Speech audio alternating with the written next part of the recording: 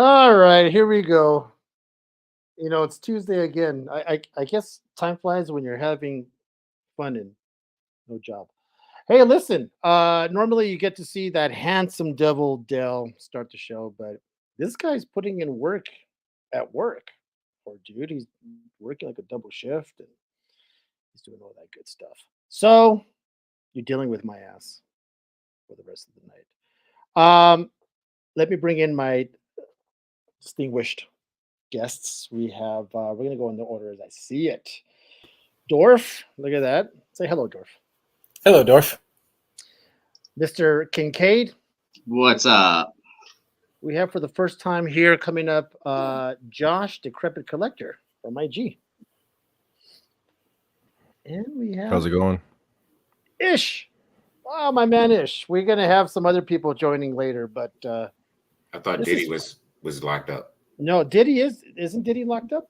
I mean, you just told us we're dealing with your ass, and I felt some type of way about that. So You know what, Ish? I feel like a no Diddy needs to be thrown out there You know what? when you You know say what, something man? like that in your intro. You know what? Caesar's ass is way too old to be included in that. I got Ish. When we first got you on, you were pretty clean, pretty cut. And now, the longer you've been on the show, Y'all corrupted me. man, you're getting nasty. You said it, bro. The Diddy talk and the dropping of the F-bomb last week, or Yeah, that whatever it last was. week. That I generally don't use profanity, so I do want to apologize for that. But that was kind of, I'm probably the one who pissed you off and made you do it. Look at Josh is already gone. you didn't piss me off. Okay, so we got a few topics. I think Josh is having some internet issues, so we're going to talk about a few things, people. I have a list. We have a list. We're going to talk about. Hold on, let me bring this guy back. You got to get that AOL fixed. We got to get at least one guy in here who has internet problems. One dude, at least one guy. Yeah, isn't it your buddy Rob C's? Yeah, Rob, J. Rob. That J-Rob. There was a time it was me. It was you. Hello, Angela. Everybody from the Prairie Meadows. Hello. Prairie Meadows Nursing Home, always watching us every Tuesday night at 9:15 Eastern. They don't ever miss a show. They roll deep. They're like 20 plus, 30 plus in that little commissary and watch us every Tuesday. And they're always engaged. They don't just. And they're watch. always engaged. Yeah. So the way it works, they have one person and then they throw that person all these questions and stuff, and then she types it in, and they're absolutely engaged. Yeah, it works, man. This is great. I mean, I'm hoping that one day when I get to the nursing home, I'm able to sit in the large room with my peers and watch a podcast. So About comics too. That's like dope. and about comics, yeah. I mean, to boot. You're gonna be in an old folks' home still doing this, so you're okay. He's gonna be talking about all the books he's never read, but he knows what the covers look like. He's gonna host it inside the old age home. Okay, all right. That's enough. It's gonna be dope. All right. Let's talk about the Thunderbolts trailer. Thunderbolts trailer dropped this week, and it's the talk of the town. Now, I gotta admit, we're gonna go around the horn. I'm pretty sure everyone's already seen it. I'm gonna start by saying, maybe because I saw it on my phone. I don't know. Maybe I need to see it bigger. I was a little underwhelmed. Oh, look at that. We just received a bunch of comics. Oh, that's very nice. Very good. I wonder who sent you a bunch of comics. Oh, is it Rob in the house? Wow. I was a little underwhelmed. I love me some Yelena, right? And I do love me the Guardian. But I don't know. Maybe I have to watch. It might be one of those trailers I have to watch again and kind of really pay attention because it seemed like it was all over the place. And Yeah. I don't know. I don't know. I'm still trying to grasp my head around it. So what do you guys think? What are you guys' opinions? Well, don't forget it's the teaser trailer. It's not like the official True. full trailer yet. That's a long ass teaser trailer. I gotta tell Yes, but it's Yeah, that's what I was literally gonna say. Very long for a teaser. It's what you're talking about, though. They gave you a little bit of everyone to see what's coming, so you know what to expect. Because most people, again, just like Guardians of the Galaxy, the Thunderbolts. So they threw those people in there, get you to see what's coming, and then there can be a more story-based, thorough trailer as it gets closer. And of course, Ish already disagrees with me. Yeah. But either way, I don't have any issue with what the trailer was. I was pleased to see who was in there and how it was going down. And honestly, I think trailers are specifically meant to get you one way or another about them.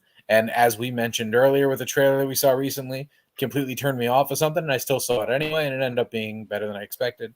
Trailers are what they are. They're propaganda by the studio to try and get you in. All right. Ish, since you're itching. So I thought it was dope. I don't disagree with Dorf, at least half of what he said. I kind of disagree with Caesar said. When you said it's all over the place, it's like, well, it's a trailer. If a trailer is cohesive, it's a Sony movie. And then you get a whack movie. Like, it's a trailer, right? It's supposed to be, it's not supposed to give you too much of what the story is about while giving you an idea of what you're walking in for.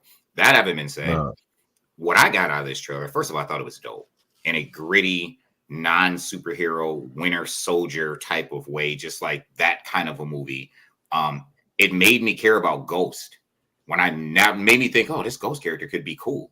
When no part of this character ever in any Marvel film, I think she showed up like was not cool, was cool.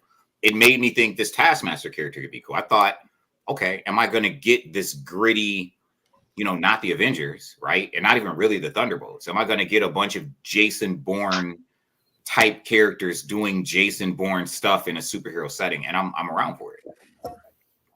All right. Josh? Yeah, watched the trailer, and I don't really have any feelings about it. I don't really to be honest with you, I honestly don't care. I'm not gonna lie to you guys. I kind of been mixed feelings with a lot of the newer Marvel projects that have come out, and honestly, you guys might not like me for it, but I haven't watched quite a few of them. So I have not watched the Hawkeye show. I did not watch Wanda and Vision. I didn't watch Loki. I didn't watch I watched the Captain America and Winter Soldier show, but it pissed me off. I'm not really too thrilled with what's been going on in the Marvel universe as of late. Josh, I wish we should have talked beforehand, because I would have not had you on. Hey, you got to go. I haven't seen WandaVision. I haven't seen. I've been like, yeah. Well, maybe next time we'll catch you, Josh.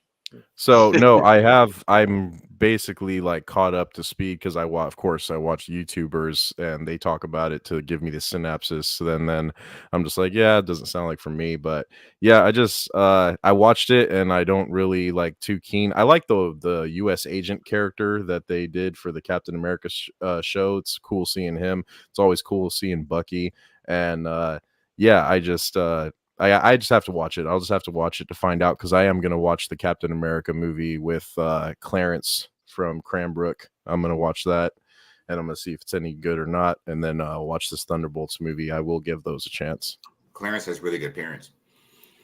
All right. Ryan? I briefly watched the trailer. I think I saw it on my phone. I don't have anything bad to say about it. I don't really have much good to say about it. It looks interesting enough to watch. I kind of gave up on trying to pay attention to those, around Infinity War, because so many people, like you said, on YouTube, and you go on TikTok and everyone breaks those things down. I still like the wow factor when you go into the movie and you're not expecting all these things, which nowadays it's hard to do because of everyone's already released all the Easter eggs, right? Breaking down everything. So I kind of avoid a lot of that stuff. Like, I watched it once and that's probably all I'll get. It looks interesting.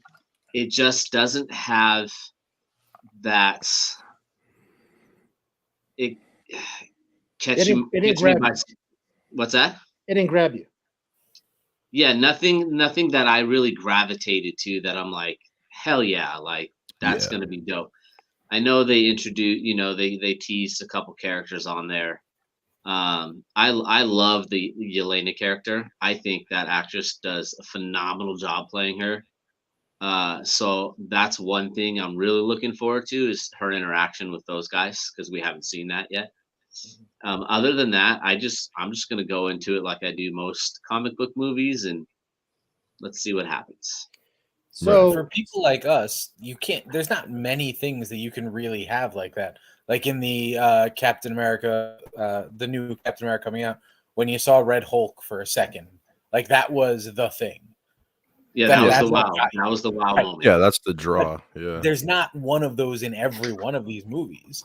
I mean, if No. they'd have No. given away in Spider-Man No Way Home, all of a sudden the 3 Spider-Men, then even though plenty of rumors were out, like that still wouldn't. You couldn't do that. So you can't always have that wow factor in there because it might but spoil some the movies, wow. some for the movies film. don't need the wow. Some movies don't need the wow moments. Spider-Man, Avengers, those kind of things. You don't really need the wow moment they because sell you're they sell their own they sell by right. You're already amped. You're already going. But it's like I feel like this one, like Suicide Squad and like you said, Guardians of the Galaxy.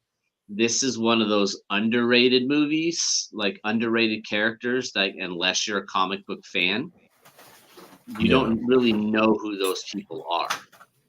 Yeah, So, yeah, and, Brandon- and we talked about Sentry is possible going to be Bob will be Sentry, and this will be Sentry's introduction to the MCU. Oh, he's 100%. His name is Robert. right, But right. nobody So- knows who Sentry is either. Right. and that's the other thing too, Ish. Right? Okay, this movie is for people who know. Right. Okay, Yeah. because for the average, for example, my wife, right? I take my wife to go see this. She's going to say, who's that? I go, don't you remember her in Ant-Man 2? Oh, I think. Yeah. And so who's that guy? His name is Sentry. Oh, okay. And who's that guy? Well, do you remember the guy, the John Walker, from the Captain America? Oh, yeah. just say it's Kurt And who- Russell's son. You know, and the thing is, it's that movie where you kind of have to explain to those who are just going to go see an MCU movie. You kind of have to throw them back and go. You gotta Remember, he walk came out him in through a this. little bit of it. He came out again. The Taskmaster, remember the one with the mask and looks like a skeleton. Yeah. And it's like, oh, okay, I remember. Yeah. They're not.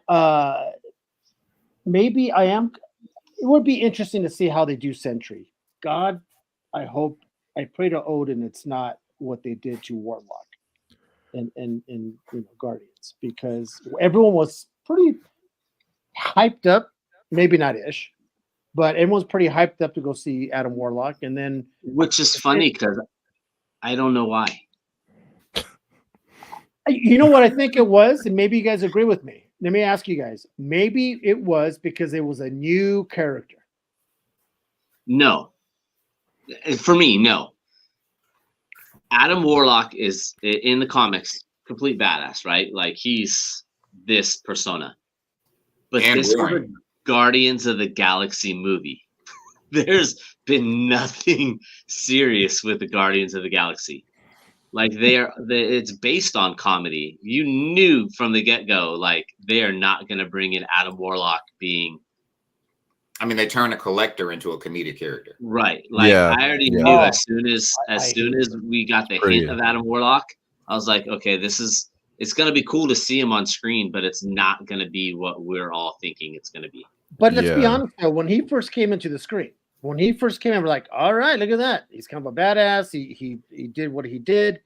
And then they just ruined that character. And I was like, oh, Yeah. Well, they But- showed the cocoon right at the end of the Yeah, first right. one, I mean, and like that's hype. way back. That Yeah. hyped you up a little bit. And at the very Well- end, when she says, and I'm going to call him Adam. It's like, Well, oh, here's the thing, though, right? And we gotta kind of clarify, right? Because you said some things that were to me very telling when it comes to the movie being for people who know. That goes both ways, right? Yeah. Because Guardians of the Galaxy, people who know don't know Guardians. Like no one read that, Right. right? Like nobody was reading Guardians of the Galaxy. We weren't. He Right. was speaking about Adam Warlock, and we know he's a bad apple in the books, but he's also very boring, and no one's reading outside of like a major Yeah. event, like the Infinity Watch or something. You're not reading or marking for him, or the guy who would become Adam Warlock. You're just not, right? So when you look at this Thunderbolts book, it isn't even traditional Thunderbolts, which most people don't know, even those who read, right? It's not even traditional.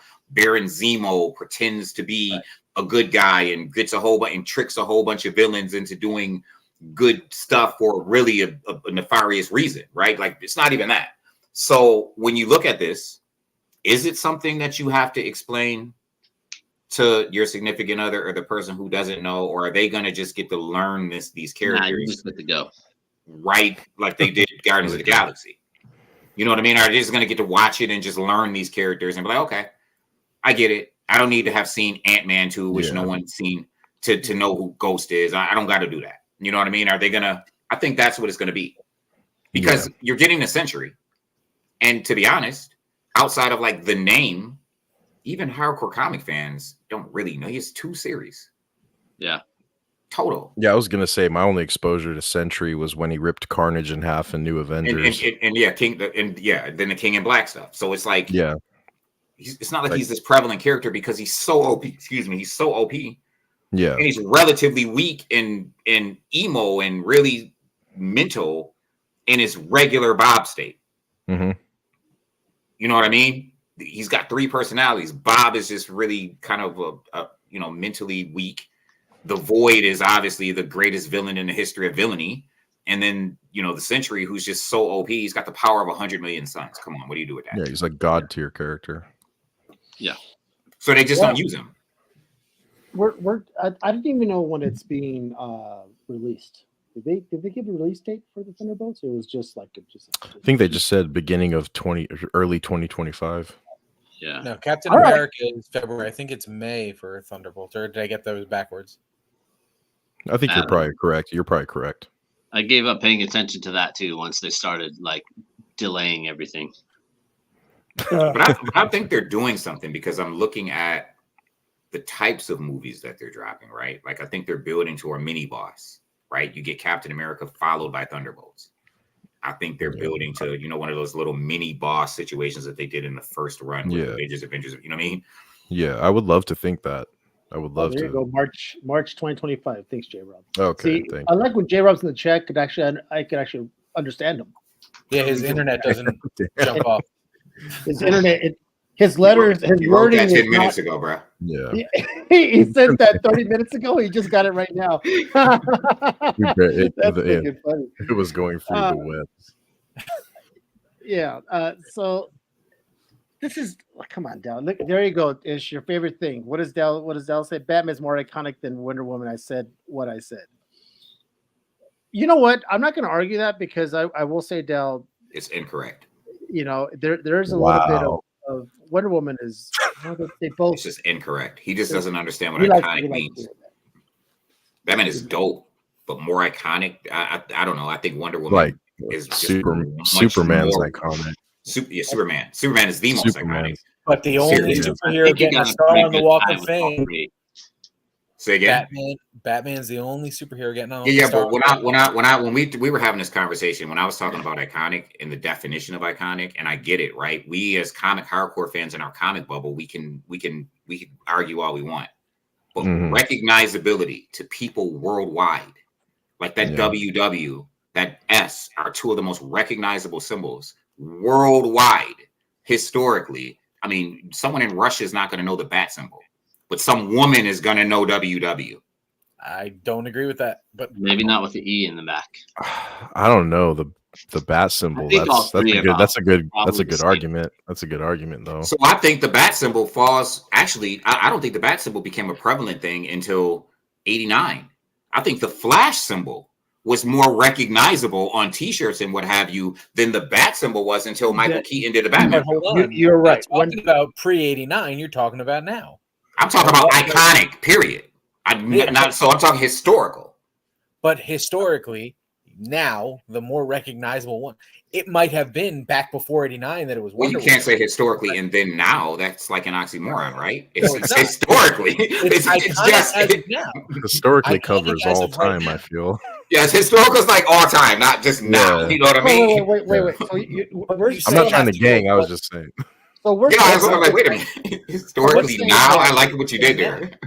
So when it comes to Things change. There are icons that change. There's a whole slew of people who think that LeBron James is somehow better than Michael Jordan. It's not true.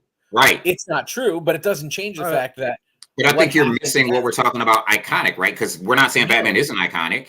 But if we're saying historically, right, then the history of being iconic has to count for something versus, say, 10 years. Yeah. But based on what you're saying is nothing can ever be more iconic than what came before. That's not. No, I didn't say that at all. I just using in this example. I think. Well, no, I'm not actually. That's not true, right? Hold on. Go on. My point is exactly that. You are 100% right that pre-'89, the more iconic, recognizable logo was Wonder Woman. But post-'89, there's no question that if you put those logos up in 90% of this world and didn't put a character's name, just those logos next to each other, the one that's getting picked out more often is going to be Batman. As recognizable? Yes. Disagree. I don't want to take it there. I don't want to be that person, but let me tell you something, dude. Probably, we're not even talking about better. Probably half the we're not. That's not even the issue. Probably half the women in the world who have never heard of a comic book recognize the WW and see it as representative of a thing.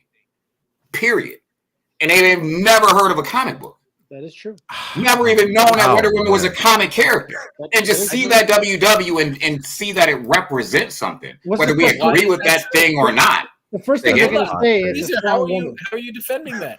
Women who have never seen or heard of a comic are not going to identify the Wonder Woman logo. They can identify the Wonder Woman picture.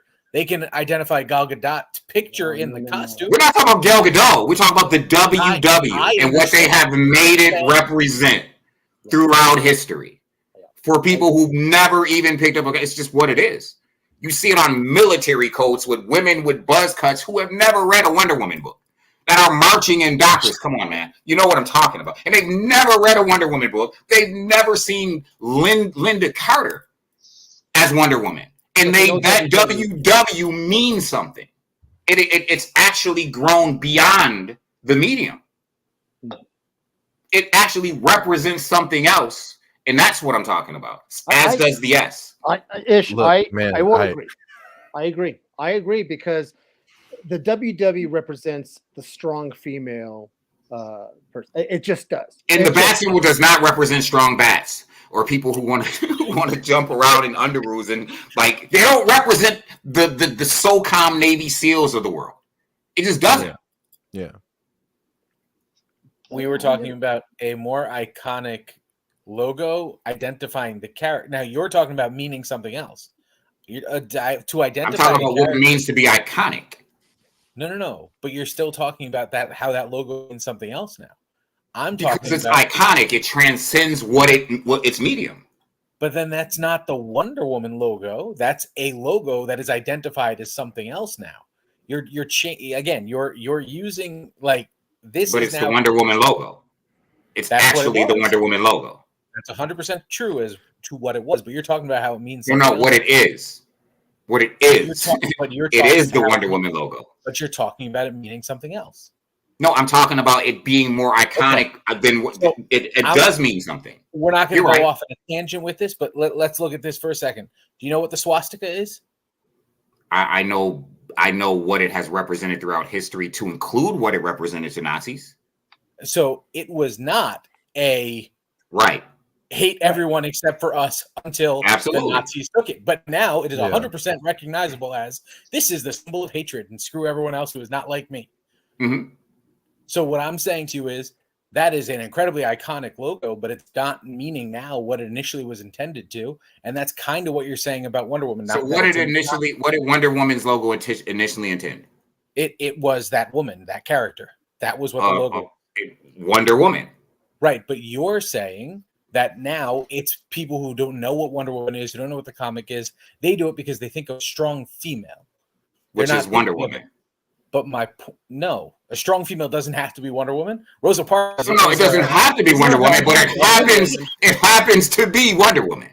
She happens to be, right?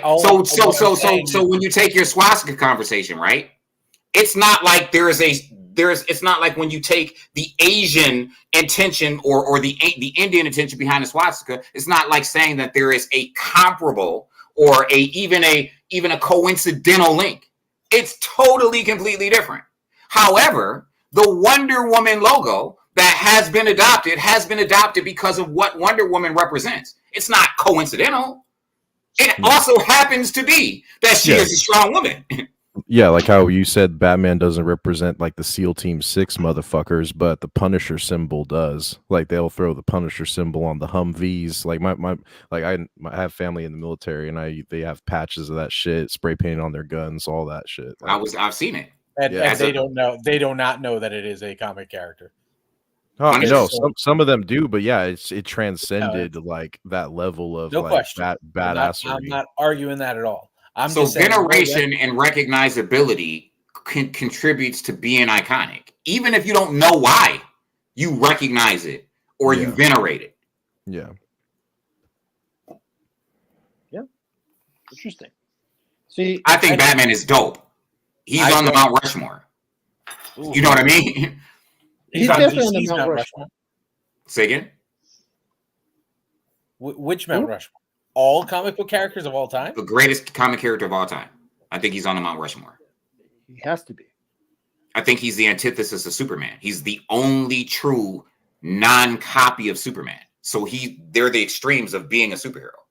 Batman on one end, Superman on the other, everyone else falls in the middle. Because the goal is not to copy Superman, right? Like that's your goal when you're trying to create an original character, not to redo Superman, who was the bar. I hate Superman. Yeah, but he's the bar. See, I think Joker is a better character, personally. Yeah, but we're talking about superheroes. He might be on the Mount Rushmore of villains, but no. I'm talking comic book character. I just want to say, Dorf, I love this conversation. Nobody is right. It's obviously an opinion. You know what I mean? Sure. Yeah, I just want to be clear. You know what I mean? Like I'm not right. I just I'm always you're often not right. This this son of a bitch. All right. So the other thing, the next thing we're going to talk about is hold on. Mr. H is Mr. X. My generation has Wonder Woman who was basically a joke in their time. Now, mind you, this is people who were a little bit older than us, or at least older than me.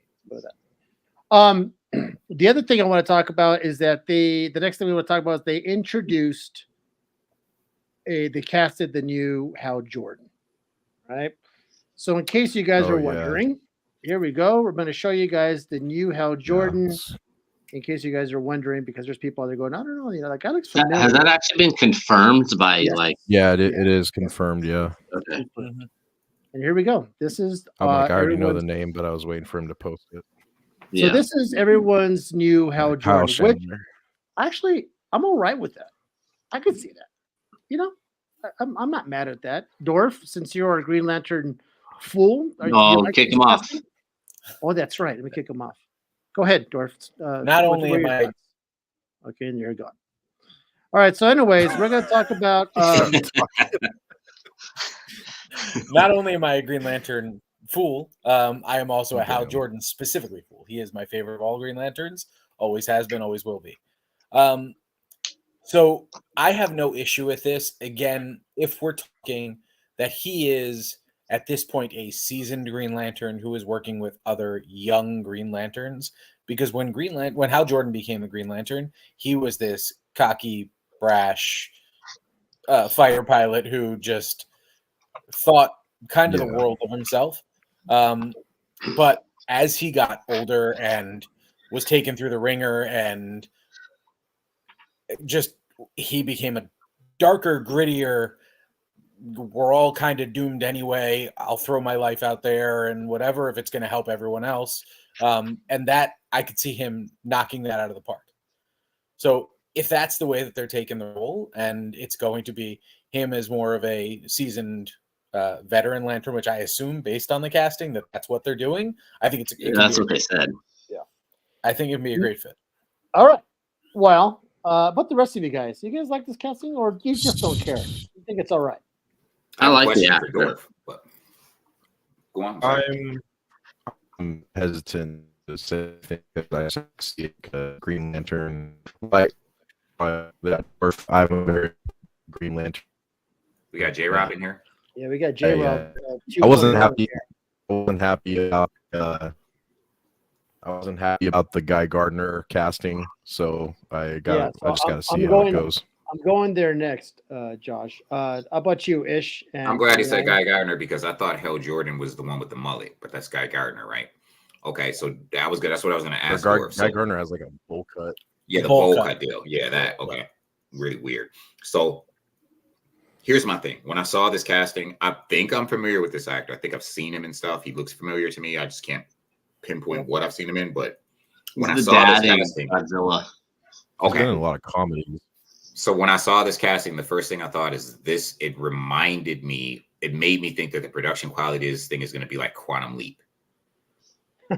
Like literally, that's the first thing I thought. Like this is gonna be Quantum Leap or like a remake. Saying that Scott Bakula wasn't around, so they like this guy. Yeah, that's what I was. It made me feel like it was gonna be a remake of like Lost in Space on Netflix or something, or like like Quantum Leap or like really. And I'm like, come on, DC. Like I want it, and that's what I thought. I don't recognize the actor. I do recognize him, but I just don't know where at Godzilla. So, but he just strikes me as the type of person that you don't take. Like, do I see this guy punching people in the face and believing it? Yeah. Well, if you watch, he's a good actor and he's pretty gritty. He's on a show right now. It's an older show on Netflix. I think I forgot what it's called. Blood in Cold Blood. I don't know. Don't say Blood in Blood Out. It's not Blood in Blood. I know he plays a cop. Don't do it. He plays a cop, and he's an asshole cop. So he could play the role. How about you, Ryan? You don't care? You like it? I like the actor. I've seen him in a lot of things. I think he's a good actor. I think he'll do fine, especially because from what I did read, it's supposed to be more like a crime series. It's supposed to be like basically a cop show, and that's pretty much what this guy does now. Right. It's I don't know how much fighting we're gonna see him do, because again, what I read is he is overseeing more so of Jon Stewart and the other core members. So let's say he would, he's the captain at the station. So you're not far off from saying it's going to be like MacGyver. It's not supposed to be supposedly like a huge action show. It's going to be, a cop show, a crime show. So I think, he's a good fit look wise. He could, as the older guy. Well, I'll tell you what. Guy Gardner. That's Guy Gardner right there. In the movies, man. So that's your Guy Gardner. This actor right here is playing Guy Gardner. Yeah. Yes. Okay. So this is the actor they casted for Guy Gardner. In the show, not the movie. In the show, in the Green Lantern Corps show, or I don't know if they call it Corps, but the Green Lantern show. Okay. So it's this guy and Kyle Chandler we just saw are for the show. They still have yet to cast Jon Stewart. We talked about it last week. Who we think is going to be good and this and that, but it's going to be funny to see this guy in a bowl haircut. Now, if they don't give Guy Gardner that bowl haircut, then I'm leaving the show. That guy has to have that bowl haircut. Got to have red hair. Right. Yeah. Yeah, if they don't get Guy Gardner right, it's gonna be really annoying if they don't get Guy right. There. So what do you about Dorf? So what do you think about this guy? Not much of a Thomas. I think they're talking about production quality. How it's going to look. I don't know him well enough as an actor to really like American Horror Story. He's on. I've never seen an episode of that show.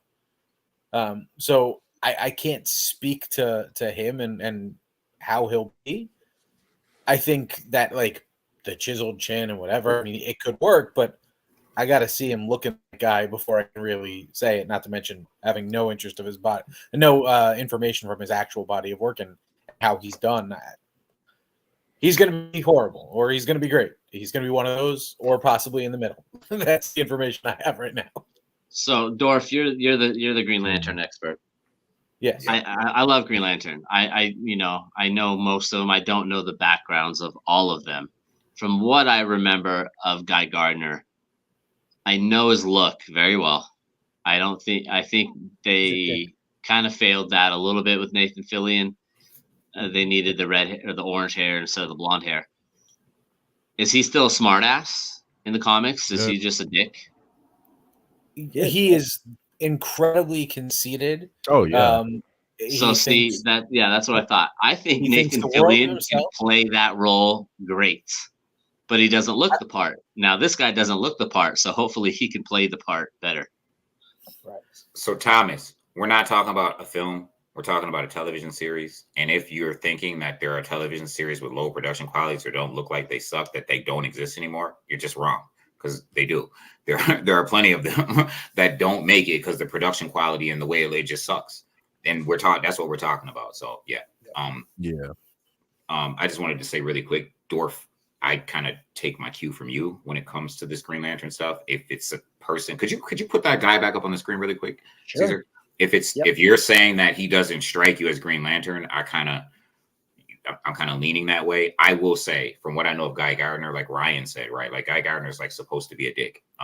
First of all, this guy's name just speaks to like you're a dick, right? Like it's a horrible, like Fenwick Rock. What are we doing? And if he his really name was was like Chaz, maybe it would be a little bit more in line, but otherwise he's good. And there's I'm going to say there are throughout history for me, there are several people that made me actually want to punch my TV screen. That little girl from Neverending Story, the princess, that little girl who played Leia in this most recent Obi-Wan television series. Like I wanted to punch my television screen. His face makes me look like I would want to punch my television screen. And that's a good thing. If he's Guy Gardner, like he looks like he has the face of like Guy Gardner, like someone that you just want to like. You just want to hit him for no You reason. just want to punch in the face, right? You want to punch him. He's got a punchable face. He really looks like it. There is a I don't know why, but I really want to hit you right now. Aspect here. Come on, Leia didn't make you feel that way in that Obi-Wan show. She didn't make you really want to react to your TV. No, I've never seen a girl in anything and be like, man, I want to punch her in the face. No, not that I want to punch the girl. Yeah, no. The girl from Neverending Story is so annoying. Would that betray you? No. Like, stop it. Like, please. Here's the concern when it comes to Guy Gardner for me. If you ever read the Blackest Night series, it's incredible. And he becomes a Red Lantern. And it happens multiple times throughout his character arc. Because of his rage and his anger. Yeah. I want to see, like when I see Guy Gardner on the screen, I want to see that and see that as a potential thing in the future when I'm seeing him on the screen. And that's the biggest fear that I have with anyone playing the role. Like, I just want to say something. I'm sorry to cut you off. I can picture him being that, like, just so full of rage that he can't control it and is just insane. So Thomas is upset that I said he's wrong, and he's calling me an MF, and he's relying on his film degree. And I would like to say, Thomas, does your film degree guarantee that shows don't have low production quality? Because if it doesn't, I don't even know what you're talking about. I wasn't trying to offend you. I can say that if you feel bad that I said you're wrong, I'm sorry. It's an opinionated statement. I can name The Inhumans. Did anybody watch The Inhumans? Nope. Oh, yes. I mean, I could go down a list of shows of poor production quality. Does your film degree? I wanted that to be. Are you going to use your film degree to tell me that that the production quality was better than it was? Yeah, no. By the way, I also went to school for film, and I wasn't. I'm just trying to. I don't know, Thomas. I mean, I can be motherfuckers. I got kids. Been there, done that. But my bad. We all know what Hollywood does. We all know what Hollywood does to actors, right? We're gonna wait, and next thing you know, this guy, he just said it right now. Wait till he puts on the costume and the red hair and the bowl haircut. We're gonna go, oh, there you go. I still want to put. I don't think he's gonna get the bowl haircut. You know who? I was gonna say the one. Go ahead, Dorf. Sorry, who actually looks the part, but you can't cast him in it now. He was cast. No, talked about him earlier. He was cast as Adam Warlock. Could the guy who played Adam Warlock be Guy Gardner? He could have rushed it. Whatever his name is, Will something. He has the look, and he could have crushed it. I could see him being. If you ever saw the Maze Runner, he was that crazy with rage and what. Like I could see him running the full gamut of it, and he has the look of Guy Gardner. Not the bad haircut, but otherwise. Peter's Sorry, like we don't talk about the Inhumans. DJ's like, I was gonna say Dorf, like when you brought up like Guy being the Red Lantern, that's like one of my like wet dreams as a Lantern fan to see that on the big screen. So I do agree with you. Like I hope they don't like if they go that route and try to do something, I hope it doesn't get messed up. I need this to be like, I need it to hit. I'm glad you guys dropped some is like 20 years of consistent shit like leading up to the Avengers. That's the only way they could do Blackest Night the correct way. I don't see it happening, but I want to, whoever portrays that role, I want to see that it could be there as a glimmer down the line. Like, because his character always has that anger and always has that rage. And always has that as a part of him. Yes. I just dropped some. Yeah, man, you're getting punched by Hal Jordan and Batman left and right. Yeah, they fucked with him in Justice League International. I forgot Guy was a Red Lantern at one point, and y'all really dropped some jewels on me right there. Oh yeah, brought that up. And so, like, did he stay a Red Lantern? Did he have a name change? Was he a bad guy as a Red Lantern? And also, one other question to the two Green Lantern people before I really quickly: is there another prominent Lantern story outside of Blackest Night? Brightest Day. Brightest Day, yeah. Okay. I mean, it follows it. To me, it's one story, but. Mm-hmm. I mean, but you get the White Lanterns. White Lantern, yes. Yeah. Who also has been a couple of people. So Guy had a couple of turns as a Red Lantern. Never was he a full villain. At one point, he was leading the Red Lanterns. But at no point was he like a full villain. When he was the leader of the Red Lanterns, he was sort of kind of he was kind of like anti-hero. Are the Red Lanterns villains? Yes. Or are they just they are? Yes, they're fueled by Atrocitus is definitely like a bad motherfucker, but a lot of them are misunderstood. Yeah. They're not all bad for the sake of being bad. It's that they've been wrong. Like Arkelo, the main Red Lantern, his backstory, I mean, it's fucking like the shit that they did to that character to make him so full of rage to just, I don't care about anything. I will destroy whatever is in my way because that's how I feel inside. Like that's how the Red Lanterns are in general. They're fueled by that kind of rage. So like what happens to Bleez is horrible. Like Bleez has a horrible story too. Mm-hmm. I always like. Yeah. I gotta admit, obviously, I'm. It's just probably with me because he doesn't know much of Green Lanterns. I just know him from the fucking Super Friends. So I mean, what the hell do I know? But I always thought that he was, aside from the Ryan Reynolds movie that was absolutely shite. I hope that whatever they do with this HBO, it's supposed to be gritty. I actually saw a synapse. I actually read a synapse of what the show is supposed to be. And it is sort of interesting. If you guys haven't known, right? It says here, based on the DC comic books property, the series was shown. The series show was first announced as being so the story spans decades and galaxies beginning on Earth in 1941 with the very first Green Lantern, secretly gay FBI agent Alan Scott, and in 1984 with cocky alpha male Gardner and half alien breed Jarda. They'll be joined by a multitude of other Lanterns from comic book favorites to never before seen heroes. So it looks like it's going to be, from what I understood, they want to go sort of true detective format, sort of the kind of gritty. I'm all for it. There you go. That's the show I was thinking of, True Detective.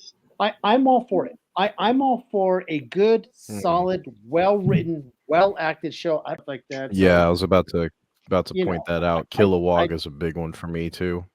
And are they going to ever See, it's not that type of show, but would they ever introduce Sinestro as into the mix? As Man. They'll have to somehow. You they would have to have to. Sinestro be a You part of it. can't have a Green Who was the Lantern movie. casting? Who was the casting for the original movie? Mark I Strong, like that. Sinestro. That was I such like one of the biggest wasted castings that was ever done for a DC Such movie a with Mark Strong, because he's casting. perfect Why? for the Why? role. Okay. and Okay. Yeah, he was perfect for the role. It was perfect. It was perfect for the I role. agree.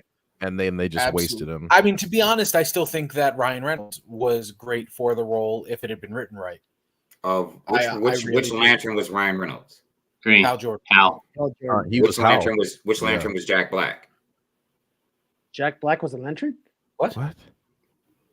Oh, okay, then I'm having what's that? I'm having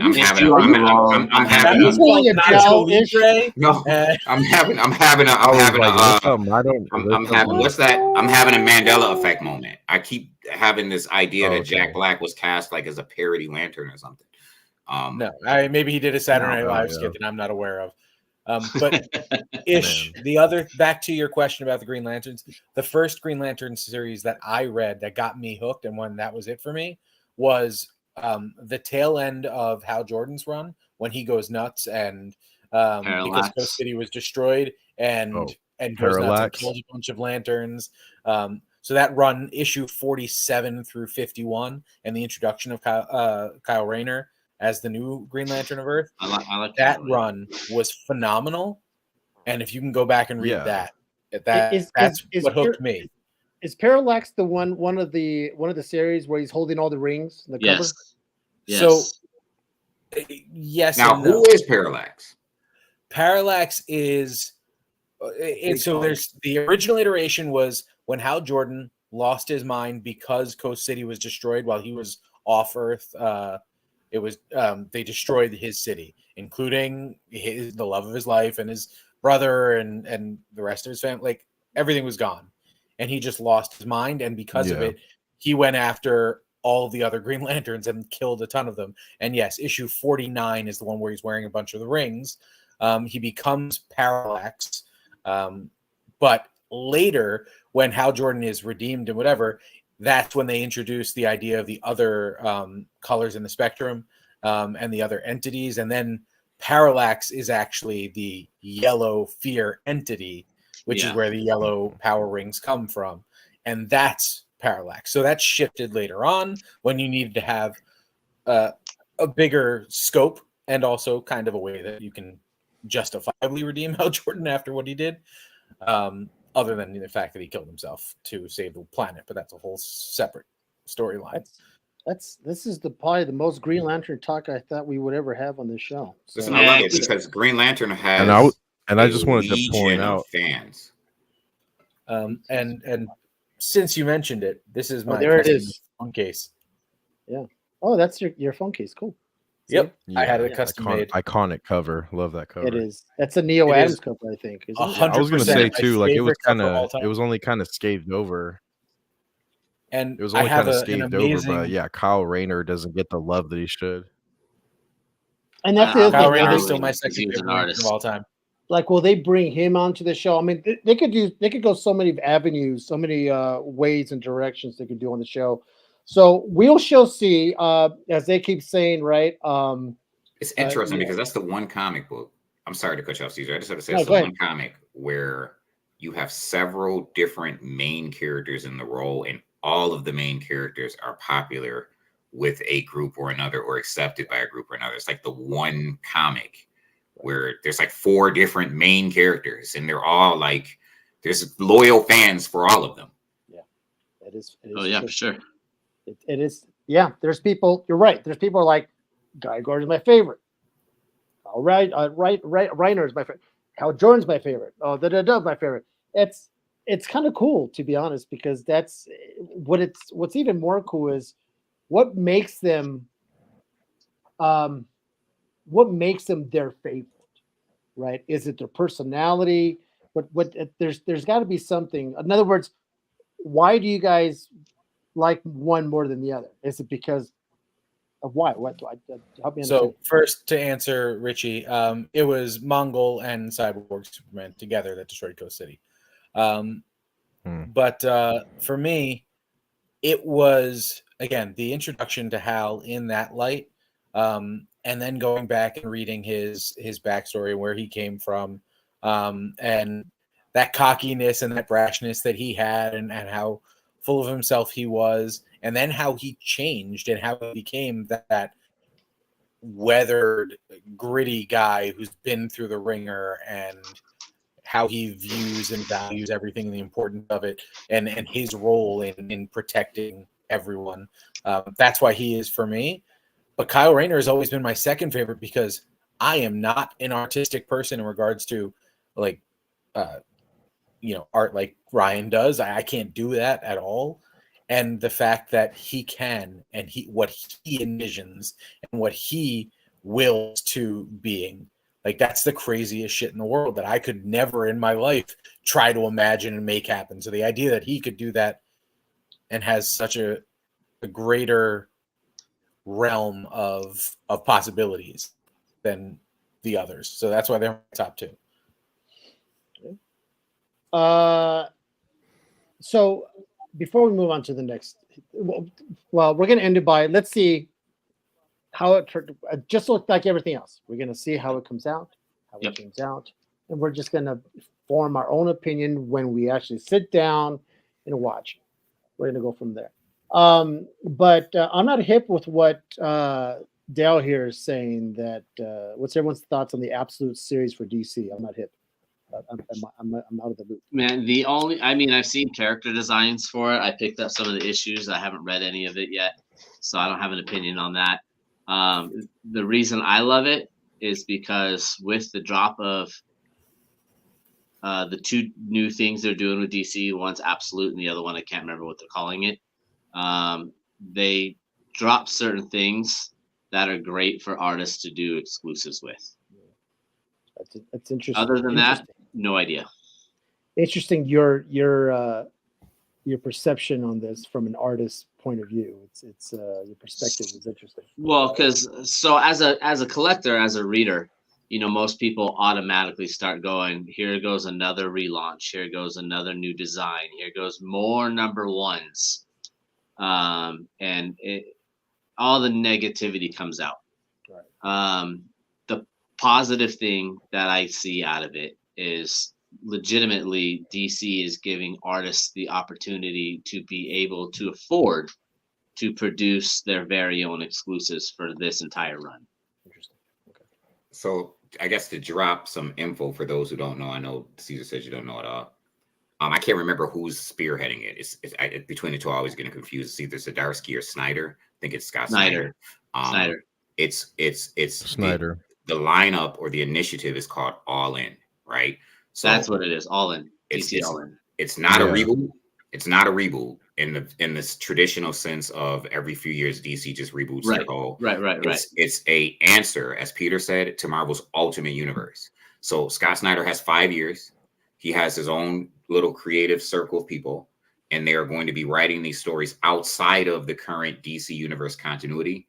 We're getting an Absolute Wonder Woman. We're getting an Absolute Superman. We're getting Absolute Batman, all behind a new dark side, but in a alternate universe, just like the ultimate, the Marvel Ultimates. Yeah.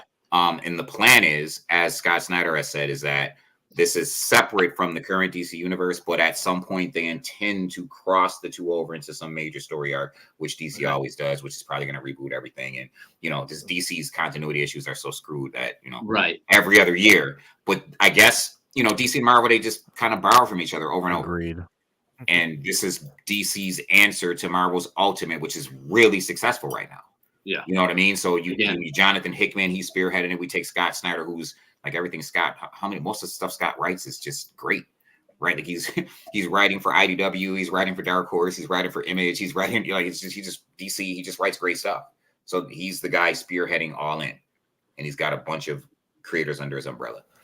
And I'm guessing that I didn't know about that big crossover thing you're talking about is going to be called some kind of crisis.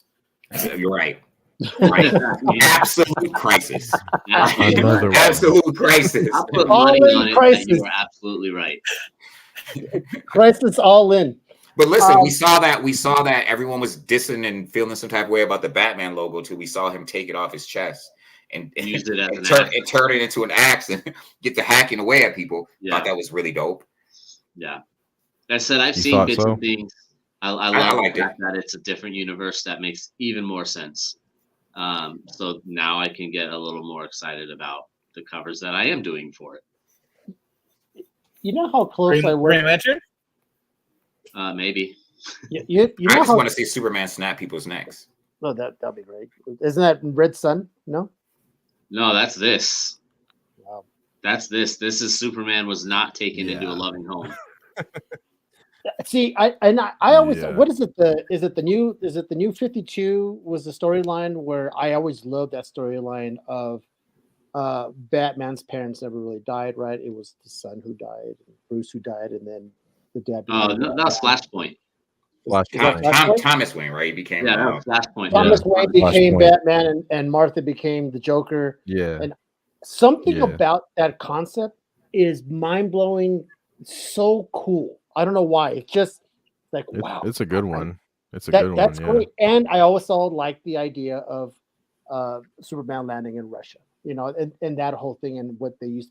That makes me want to read. It's not going to fucking happen, but it was this close to actually reading that stuff. Kudos to me for wanting to read. Well, For Caesar, almost you could months get out of wanting it and to just open watch the book. the Blu-ray. In 2008 or whatever the shit that came out in. All right, guys, let's talk about. There's been a lot of hate on Agatha. I enjoy it. Yeah, there's been some hate. Fucking people, man. Watch it for what it is. It's fun. It's fun. It's not meant to be like, it's cool to hate now. Like if it's it Marvel, really is. the cool thing is to not like it. It's Because at one fine. point we all liked all of it, so now we all have to hate it.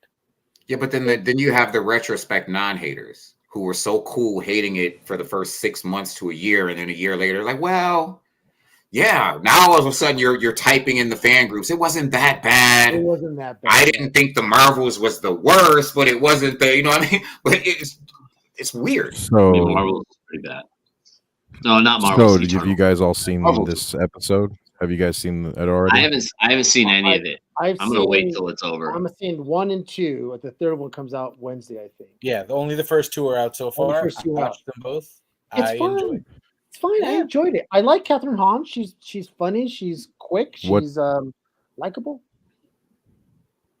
I gotta hate. So I'm curious, what does it add to the grand scheme of the plot for the universe, and like what is the show doing, and what is it trying to? You What can't answer story is it that trying to until I tell don't you think guys? it's. how it I don't ends. think that's popped up. Well, I think a better question or a counter question is, does it have to? That's where I was about to go. Can it just appeal to someone who maybe doesn't watch the Can grand? it just You know be what I a show? mean? Could just be a show that happens to be Yeah. connected and using those characters. But so I'm gonna jump on the hate bandwagon at first, right? Because my first thought when I watched the first episode, for those who didn't see it, we're talking about it right now. It's been out for over a week, so hey, spoilers is what it is. Fuck you, Ish. Yeah, listen, I'm not gonna spoil I'm it just for you. kidding. I'm not really not gonna spoil it for you. I'm You not. can I'm say not. whatever. Don't matter. What I'm gonna say is not gonna give away any kind. I'm not. I was disappointed. I remember speaking to J Rob about it and asked him if he watched it. He didn't, and he didn't want to spoil it. I said, well, I have one critique. The first episode, the first half of the episode, I felt like the acting from Catherine Hahn in particular was horrible, and I didn't know if it was on purpose. Like, is it purposefully? You're purposefully acting this bad. You know what I'm saying? Obviously, we find out later, but I really felt like this is like, speaking to something that Thomas said earlier, this is actually bad. Like, I don't know. Did anyone else agree? Like, it was really not good. See, And I to the agree with point you where I was completely. wondering if it was purposeful. But that's the thing. I did realize very quickly that it was purposeful because I knew what was going to come next was going to come. She's playing. So there had to be a way playing a to do it. character, right? She's playing a caricature Mm. of the genre, Right. I got it. Right. I So eventually got it. right? So when you guys actually see it, you're gonna hear Ish's voice in your head. You're gonna go, I see what he's talking about. Because when you first watch it, you're like, is this what we're gonna be getting? The sort of gritty, So bad. whatever. It's almost the Miami CSI with the sunglasses and that. And as comically written as that. Yeah, Not comically as in comic book, as in Yeah. lunacy. Comedy. Like how they think this is So- Really bad. I enjoy it, and so the next thing that people keep asking is, are we going to finally see who in this season, in this series? Memphis, just though? stop. That needs to stop. People, it's gonna be 2028, and people are gonna be saying this is the year of Mephisto. That's the Memphis. best So thing Marvel has in their pocket is that they never have to show people Mephisto. They don't even never have to do it now. Literally, there can be nothing in the world to hint towards him, and as soon as project, this is where Mephisto finally comes. They mentioned I Dr. feel Doom's like mother. it has to be those people sitting on that damn comic, just trying to, whenever they get a chance. This is it. That's This what is it it. is. Finally. That's what it is. And listen, I'm gonna pat myself once again. I'm gonna toot my own horn. Toot toot. Being a collector, I don't give a shit if Mephisto comes out or not. I just love that cover. See, I don't care. I if it's had top- the first appearance of Agatha, and I knew it was coming, but I sold it because I had Yeah, no shame. Agatha's fine, but I don't care. I don't need to have that in my PC. It's not a great cover. You wouldn't even know Agatha was in it. Peter, every Avengers fan should be reading that book. We talked about. Everybody should be reading. Every Avengers fan should be reading that book. Really, it's great. Really even great. Ryan, even your wife has to throw in a little. Yeah, I always have to. see, you did it. Yeah. You said just like Beetlejuice. You said her name 3 times. Yeah. So the other thing, now there's a lot of you guys who have yet to see it, but I'm going to bring it up. I saw Penguin. Okay. If anything, Hold that thought. So minus the fact that my wife manages me and knows some of comics, she does not get excited about comic book shows or movies. She could care less. Right. Yeah. She actually got excited to watch Agatha because of how it looks. Oh, right. Because it is a little on the goth. Dark. So it has the opportunity to pull in a different audience because it's on that darker side, whether 100%. it's connected or not. Listen, and I'm glad that Ryan mentioned that. And first of all, I'm really, really honored and a pleasure to have been said. Ryan said, "Fuck you." Fuck you. It's like, yo, that's really dope. Like, yeah, no, really, seriously. Took a page out of Kevin Hart and the Tom Brady. Listen, what you just said though is so awesome. If we as comic fans, right? And here's the thing, right? A lot of times we kind of get into, and we've all done it. I think everyone has done it. I don't believe if you say you haven't. We've been there, especially at the dawn of comics becoming mainstream and us sitting in theaters, and we feel ownership over these characters because we were there from, watching them and reading them when no one else was, right? When before everybody and their mom was wearing a Captain America t-shirt, we were like feeling some type of way because we want to wear the Captain America t-shirt and people are going to point at you and make fun. That's the era I grew up in. So I grew up in that. I had X-Men shirts and got picked on. Yeah, high because I was now wearing X-Men shirts. Now everyone's doing it, and so we kind of gatekeep. I wore things, one right? Star Wars shirt to school and never again.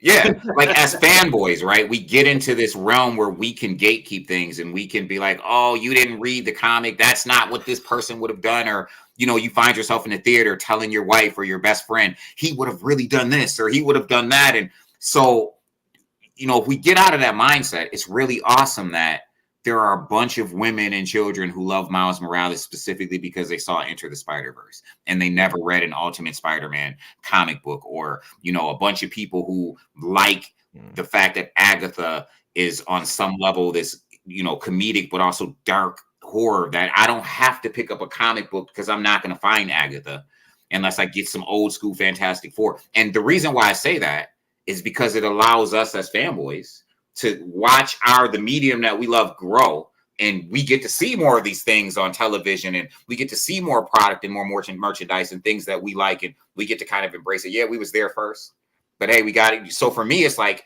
and then people like Ryan, they get to do more, and like we all win when someone can watch Agatha and have nothing to do with a comic book. or watch Miles Morales and never need to walk into a comic shop. And that's why I tell people that these movies that I come want out, them to, but you know what I mean. that's why these movies and TV shows that come out now, they can't just focus on the geeks and the nerds of the world to watch them. They have to do them for the broader audience who know nothing about nothing. But hey, it's about witches. I like the goth thing. It's kind of supernatural. I'm in.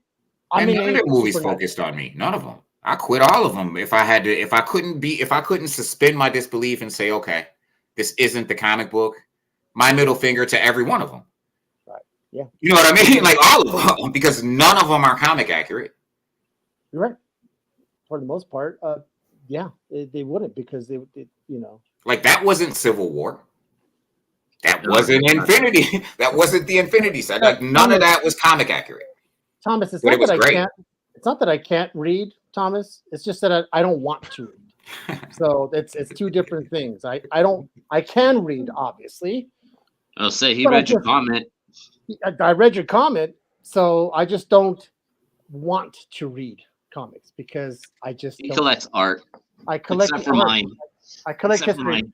which is true. But Ryan, I've made a promise to myself. I'm going to buy something from you, even though if I don't want to. And make a con. I just want to say shout out to Thomas. I didn't mean any disrespect to you earlier, man. We just be talking. You know what I mean? I don't take it personal. We just This talking. show is all about opinions, man. It's all it is. Because trust me, no one here is right and no one here is wrong. We all have opinions. Absolutely. I'm always fucking. So this is the next thing I want to talk about. Oh, talk about Penguin. Penguin. If anything, watch Penguin for just Colin Farrell. That guy's. First of all, you watch the Penguin and you forget it's Colin Farrell. It's crazy the makeup stuff that they do with this guy. If you saw him in the last Batman movie, then you're gonna go. I think I spent 4 hours to explain to my wife it's Colin Farrell. You know who he is. It's the same guy. No, it can't be. Yeah, No, it is. he was definitely a draw for me in the movie.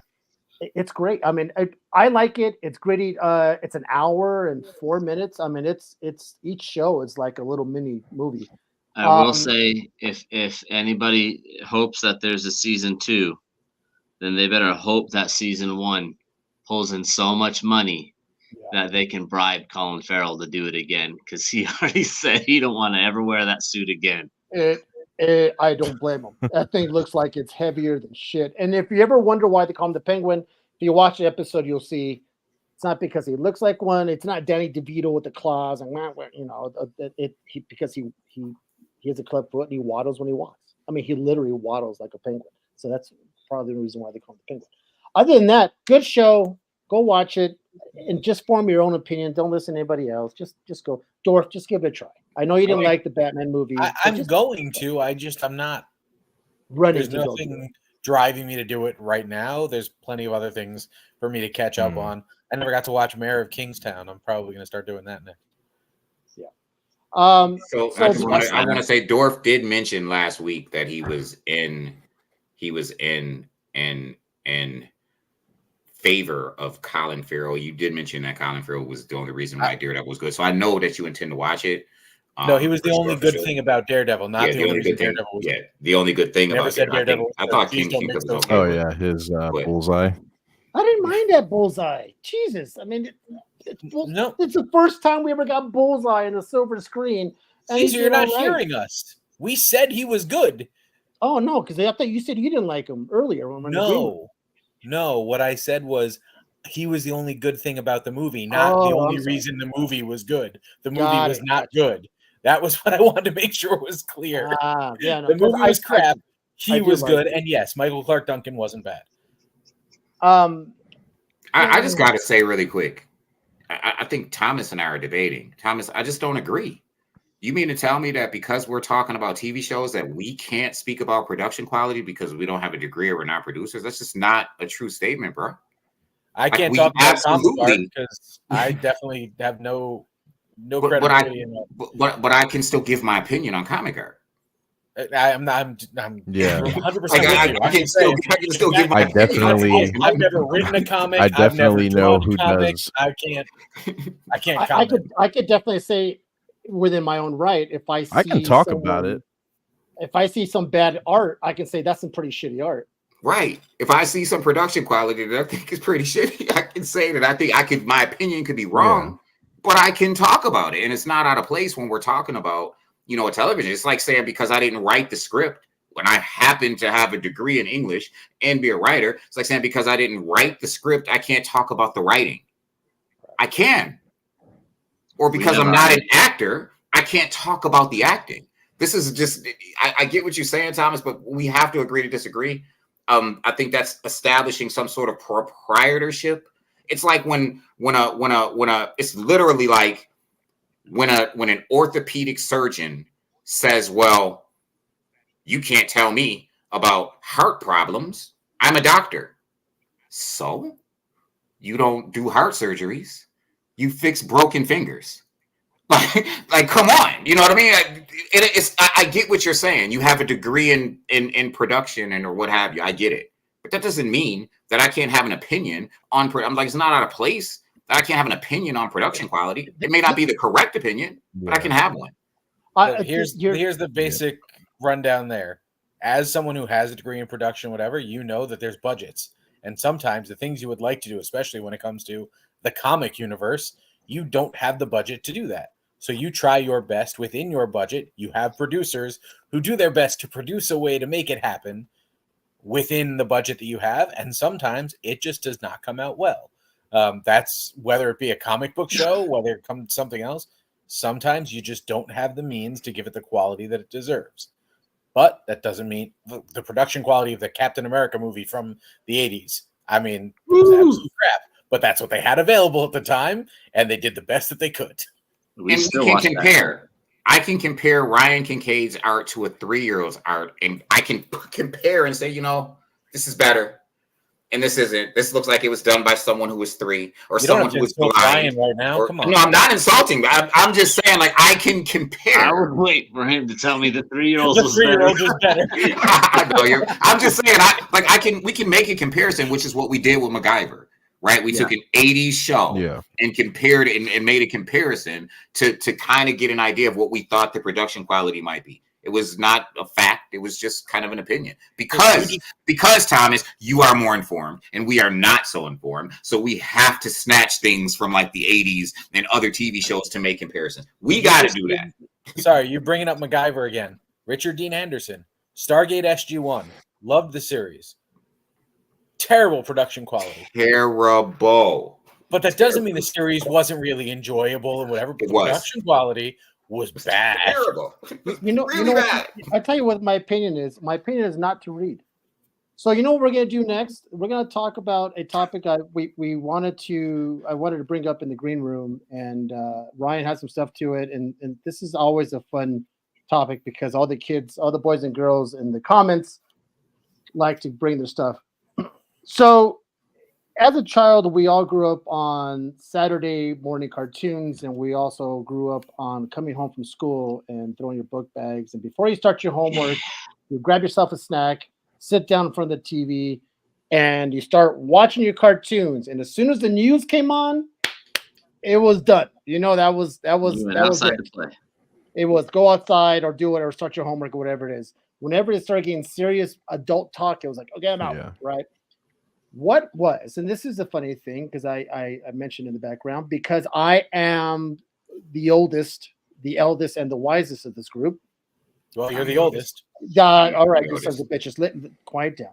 All right. See, he said bitches. The wisest guy is talking. The thing is that you sons of bitches, let me talk. The thing is that my cartoons, what I used to watch, is probably a little bit different. So my cartoons I grew up on Voltron. I was a He-Man kid. Planet Battle of the Planets.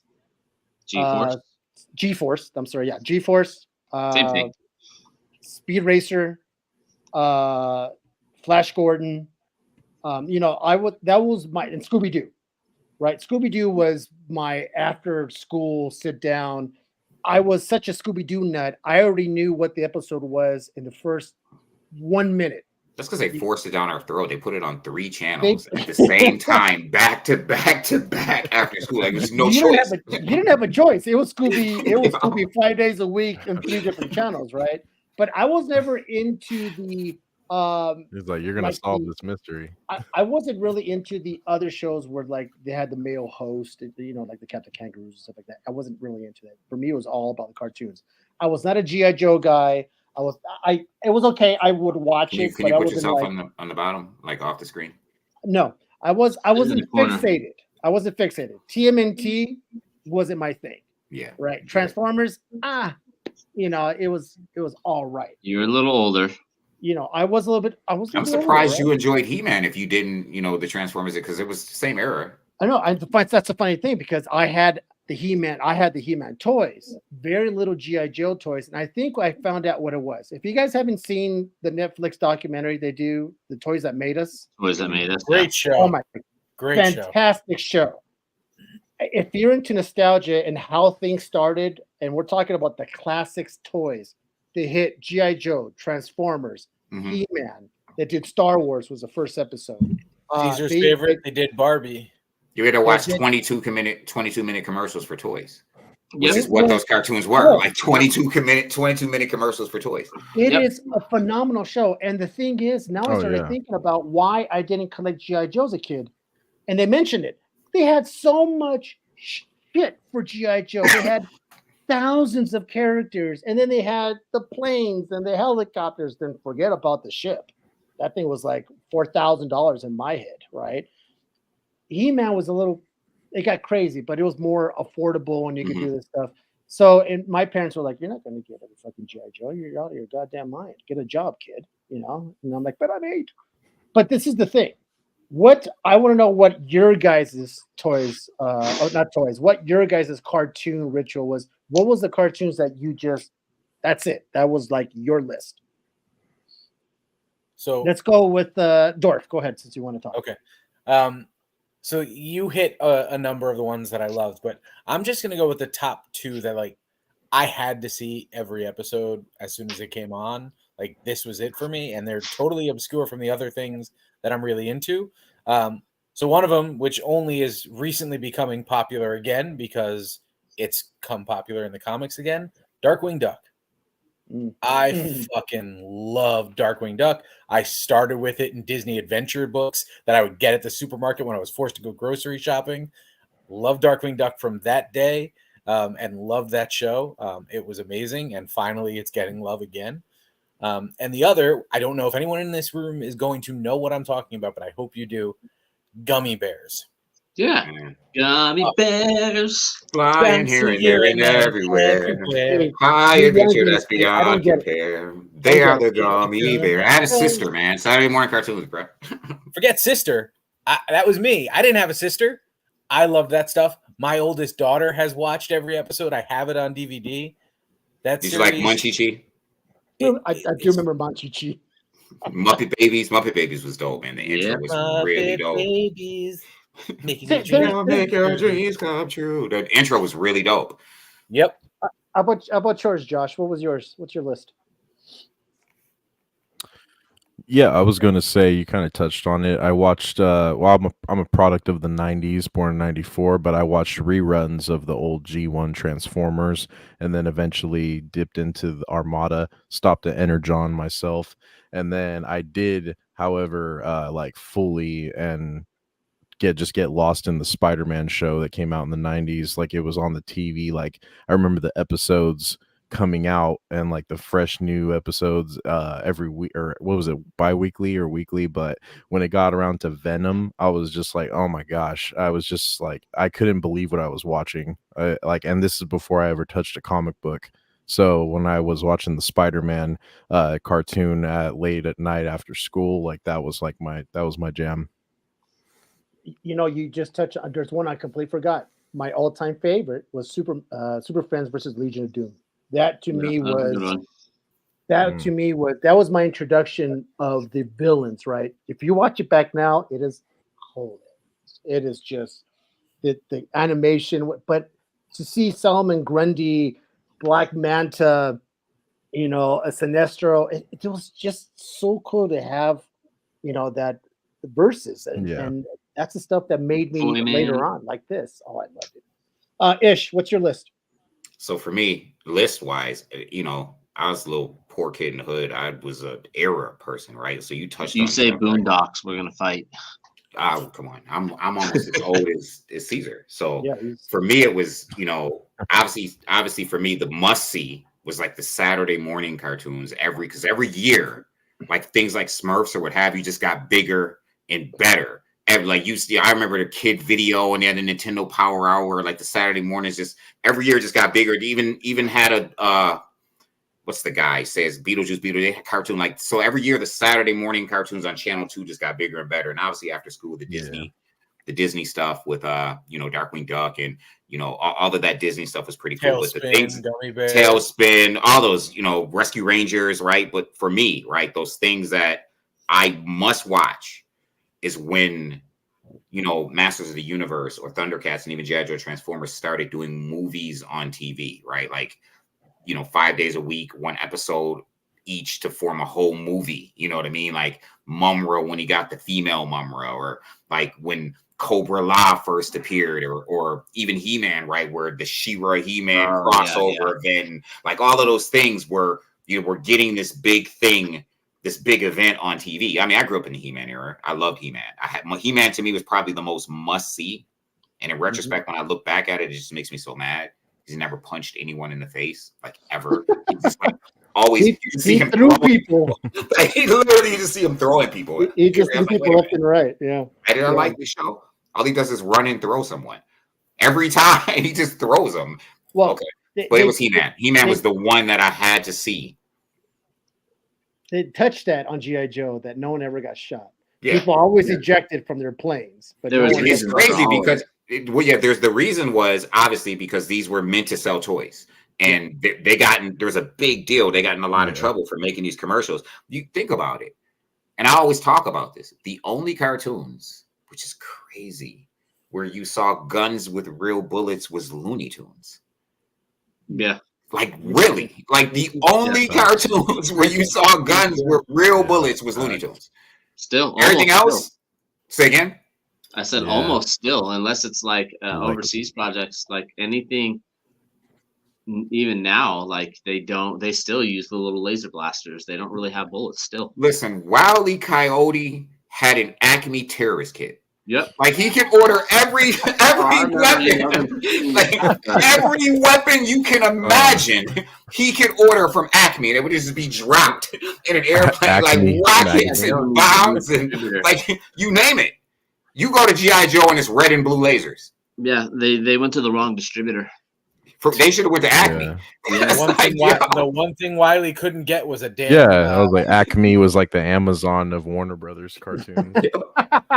Yeah, right. Like every major weapon possible, Acme dropped this dude in a crate. But like, he couldn't get a targeting system. The one thing he needed was a damn targeting system. It's so funny you mentioned that. Yeah, you never got the Acme. It's so funny you mentioned that because the Spider-Man show that I just said, that's what they shot was like laser beams. Like the cops had like all laser 80s rifles, and and 90s cartoons. I'm like, this is lasers. Yep. Yeah, I'm like, this is like NYPD that Spider-Man's coming across, and they have laser cannons on their helicopters. Like, I'm trying to figure out how Elmer Fudd and Yosemite Sam got all them bullets, because they definitely had bullets, man. They never reloaded either. They kept on blasting whatever. Their six-shooter had 25 rounds. 72 bullets, right? Elmer Fudd definitely reloaded his shotgun. You saw Elmer Fudd reload those barrels a couple times.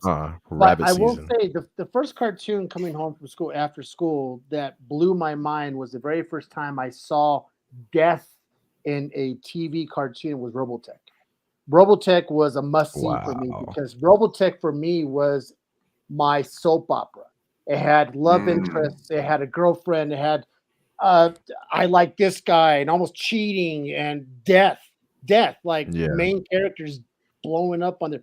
And I was just like, and kissing for Pete's sake, someone getting married. I was all over it. But I just watch Wizards for that. Yeah. Brian, what's your list? Dude, my list was everything from the late 80s to now.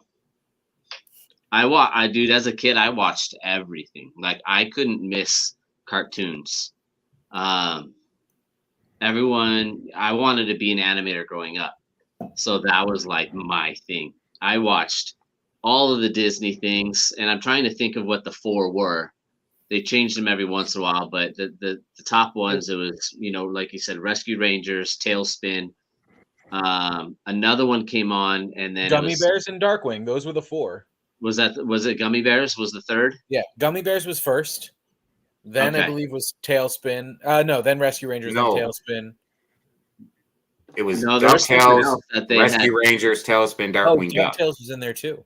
Yeah, DuckTales, that's what it was. DuckTales, Rescue DuckTales. Rangers, Tailspin, Darkwing Duck. No, it was That was those the 4. Disney hour. Yeah, The Disney like 2-hour Disney block. yeah. Gummy Ninja Bears Turtles was always on in the afternoon, right before them. Yeah, there's still we still had the Gummy Bears, but they had like their own special intro and shit for those 4. And it might have actually started with Gummy Bears at the end, and then when Darkwing Duck came in, he took the last spot, and Gummy Bears moved because Darkwing was the last of those. The Darkwing last was show. the last one for sure. But I watched everything. My office still, I have all the Gargoyles NECA action figures up on my wall right now. Silverhawks, Oh, Thundercats. gargoyles! Fuck yeah! I used to watch everything like religiously. X-Men, when all those cartoons started coming out, I used to watch that crappy X-Men Children of the Atom or the Pride of Kitty movie that they did. That's all we got was the one movie. I used to watch Brave Star. I used to watch Brave Star, Bionic 6, Captain Power.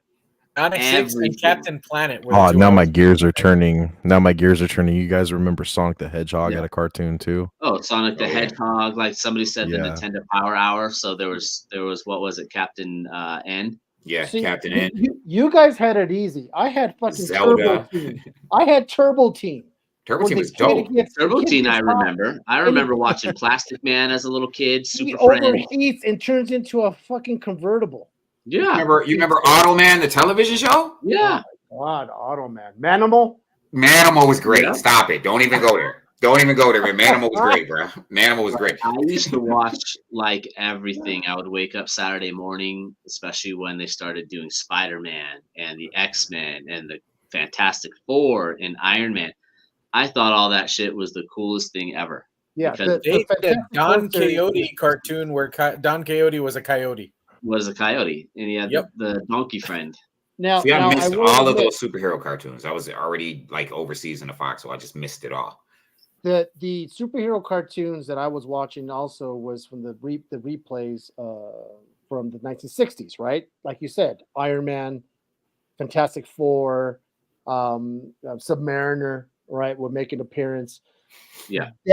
Think about it. Now let's really think about it. 1960s, this is what you were getting as a cartoon as a kid. Now we are in 2024 and we're bitching and complaining that a movie about Marvel and DC are shit. And here we are complaining. Imagine I mean, what you don't hear me complain. I know, but I'm saying right.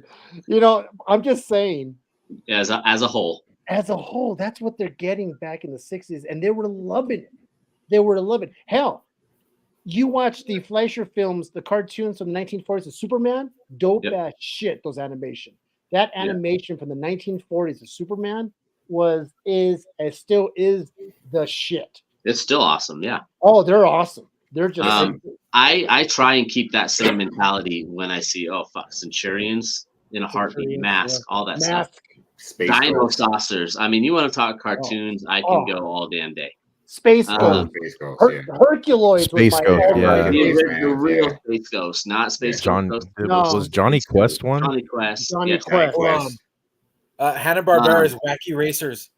I watched them all. Oh, dude, I everything love from when Hanna-Barbera was Hanna-Barbera used to just do marathons of like their like Olympic games Olympics. where they just put all of their characters in like these races and stuff, and it just be on for like hours. When Cartoon Network started, it was just them show. borrowing licensed shows. Oh yeah, like it wasn't all these new things. That's how we watched. It's like Nick at Night used to be Green Acres and Incredible Mr. Ed. That's how we watched our old Gillis and cartoons. When we got a little older, they were all on Cartoon Network, and it's like, fuck yeah, like we can watch some of this stuff. See, I didn't have Cartoon Network, but when I skipped school, in between soap operas on Channel 2, they would show syndicated shows from like before my time. You know what I mean? Like these cartoons like, you know, Pixie and Dixie and Mr. Jinx, like these cartoons that just were kind of ahead of before me. But I'm watching, I'm like, okay, this is like, you know, Tom and Jerry, but with two mice. Like, you know what I mean? I tell you what, Tom and Jerry, another one. Tom and Jerry Tom and Jerry. I was hooked on that shit. And And I watched everything. The interesting thing about Tom and Jerry for me was droopy for me. It was the thing about Tom and Jerry that I always paid attention to and still kind of reminisce on is you got blocks of Tom and Jerry where it was kind of, to me, it was kind of like Pink Panther, but not as outright. And what I mean is, you know, Pink Panther was not just a cartoon, but it was also artistic, right? Like you got a jazz soundtrack, really dope jazz soundtrack. So when you look at, if you look at Tom and Jerry, right, you can see 4 different periods of Tom and Jerry where you get 4 different types of music, different types of art. Like there's the construction Tom and Jerry where there's this specific artist and he's always on a construction site or outside somewhere, you know, and the artist is very distinct from, say, the Tom and Jerry who operated with Jerry, where Jerry's nephews would come over, or the little fat cat would come over, or Spike, or what have you, and the music would be different as well. You can see that, you know, like the background music is different, and you can actually see this, like, okay, they're why are they changing the art style versus that really goofy art style that I also really enjoyed. Right. It was, but it was a strong, distinct change. Like really distinct, down to the color palettes. You know what I mean? I was telling my wife that Looney Tunes, Bugs Bunny taught me as a kid many things, many firsts. I found out about classical music because of Looney Tunes. Through Looney Tunes. Okay. I found out what succotash is because of Looney Tunes. The word succotash. The way they have a stake. There's so many things that I learned from. And then you had Tiny Toons. Tiny Toons was great. Your Was mind. amazing. It's funny. And now we're evolved to now. Do they still have Saturday morning cartoons? I don't have regular TV anymore. Animaniacs, yes. I want to say that Animaniacs was one of the greatest cartoon shows.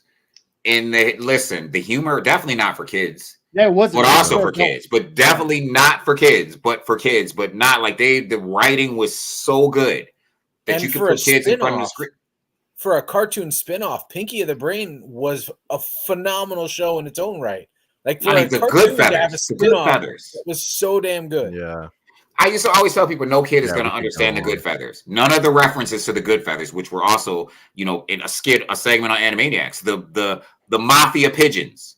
Like there's no kid who's going to sit down and really understand where that came from. That was totally for the adults. Are you calling me quackers?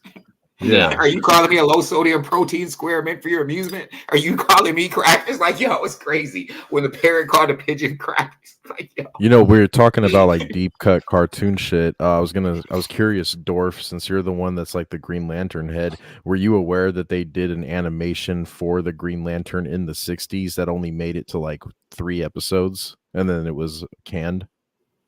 I actually did not know that.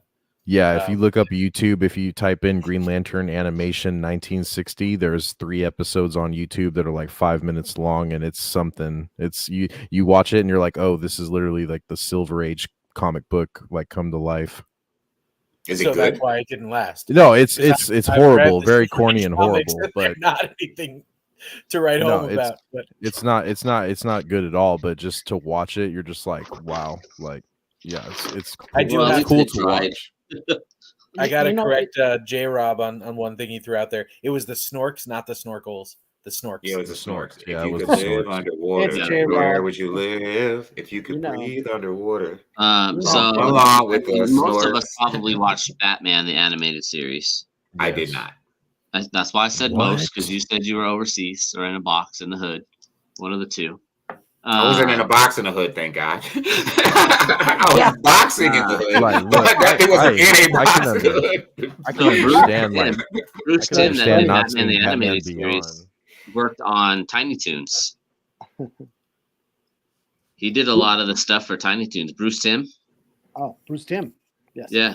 He worked on like The Secret of Nim and Tiny Toons and a bunch of other Oh, like 80s, 90s cartoons. Really? I'm glad you said Secret of Nim. First of all, I want to address the Really? Batman thing. I did come back and watch Batman because it was widely considered the greatest animation for its time, so I had to see it. Yeah. I did Okay. not. Yeah. I'm like, I it did is. not watch X-Men because it was not what people thought it was. In retrospect, it didn't hold up. I didn't watch it. I tried.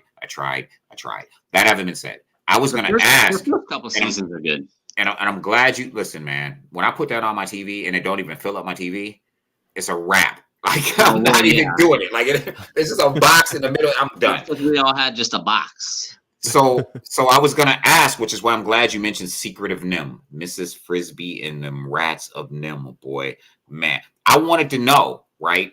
For all of you who watch cartoons, what were the animations? And Caesar already answered this. That obviously, as we evolve and we grow, things become more. They penetrate us more. What was the ones that? What were the animations, the films, the cartoons that you saw when it became real from you, when you transitioned from a kid to, oh wow, like what was your Optimus Prime dies moment, or you know what I mean? Oh, okay. Yeah, for me it was Cowboy Bebop. Oh wow, that's not too long ago. Yeah, well, I watched He's a I 90s watched. kid. Yeah, okay. You got to Okay. remember, like everything Yeah, is yeah. rerun. Everything is reruns for y'all new to me. So like, I watched Cowboy Bebop, and I remember watching the specific like heist episode where like dudes like on like rage roid medication or like some steroid drug or something, and then him and his chicks like trying to get away from the police, and then they just commit like basically like they unalive themselves, and it's just like it was one of the most like jaw dropping, and the animation style was gritty for me. I had never watched a manga before, and then I got that opened the door to like Dragon Ball Z and just everything else that like is now like my favorite shit ever created. Yeah, but that was definitely like one of, because there was like adult situations, blood, people being like killed, and I was like, oh man, like this is like, I'm like, this is next level shit. I'm like, I want more of this, and that was, it changed my life. So, Ish, for me, you actually touched on it. Two different moments in the Transformers movie. So the first is, of course, Optimus Prime's death, where that one sunk into me enough that in my late teens, I walked into a used CD shop, and I walked up to my friend who worked at the counter, and I said, "This sounds like Optimus Prime's death," which is literally the name of the song on the soundtrack. And I picked it out just walking into the room. And he was like, his jaw hit the floor. So there was that, but also when inside Unicron, and they were dropping the robot into the vat of acid to kill them. Like, and Spike was next.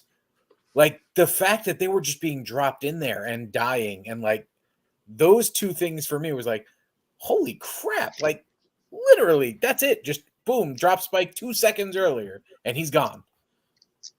That movie is such an iconic film, man. Like the whole thing with Unicron and like the transformation of like Megatron to Galvatron, that was just like, that movie messed me up quite a bit. Like the overcoming of, what was his name, Hot Rod or Hot Shot or Hot Rod, and him like rising up like to become Optimus Prime. Like, I want to say I'm really impressed that you actually did the work, right? Like you actually went back to experience those moments that we experienced, which I'm really impressed, because that one I had to, that one's easy, right? Because that impacted, especially for those of us that were there, right? We were in the theater watching Optimus Prime die. We watched the Transformer say "damn," which is like, oh, a Transformer cussed, you know what I mean? So it was like that moment. But so for me, right, when it started to get real for me, it was actually sooner. Really creative, and there was a movie. There's a few, right? Obviously, you mentioned Secret of Nim, and the thing about Secret of Nim that made it real for me is that no one died in it, but you knew what was happening. Like you knew that these rats were being experimented on, and this owl is going to eat. There's no ifs, ands, or buts. Like this is going to happen. Like Secret of Nim freaked me out, man. Yeah, that freaked me out. Like the concept of like a character as Dr. Valentine in that laboratory just like freaked me out. It freaked me out. I never saw it. I have no idea. I'm not hip. Listen, man, and it's maybe really it's after past my time. I don't. It's a dark cartoon, Yeah, Um, and like the fight scenes in it are very gruesome, they made like fights, coloring books, and like like all I it's kinds gotta of stuff. it's backtrack for a scary half a too. It's go ahead, sorry. half a second. You talked about how we see it, how it made us see the cartoons differently, but also I just have to say this because of how I see it differently now. We are all talking about how horrible it was when Optimus died and whatever. Ultra Magnus was ripped to shreds. Yeah, nobody Yeah. even remembers. Yeah. Nobody, No problem. but Optimus they got stabbed in the made him stomach. for That's that. it. He's done. Yeah, I'll say he But- didn't. We weren't connected yet. Then there was a book that they Yeah. made into a cartoon in the evening, and we all watched it. It was called Watership Down.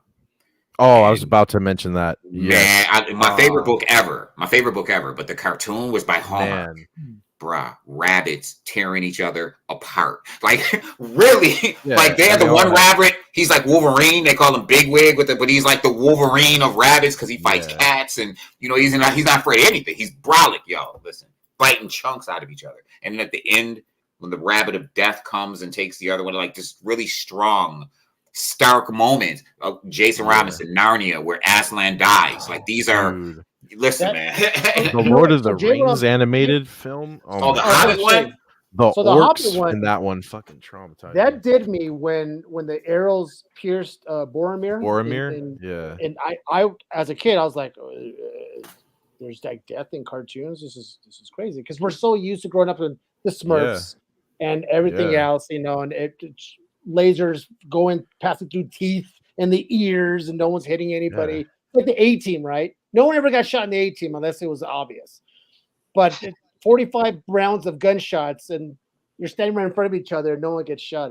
The A-Team is ridiculous, but we all watched it. You know, But- you're talking not to cut you off, Caesar, but there was also like a deep cut cartoon made for Rambo, like 3 Yeah. seasons of it too. Yeah. And not a lot of people know about it, but I got put onto it from another podcast or one of my. Oh no! If you're our age, you knew.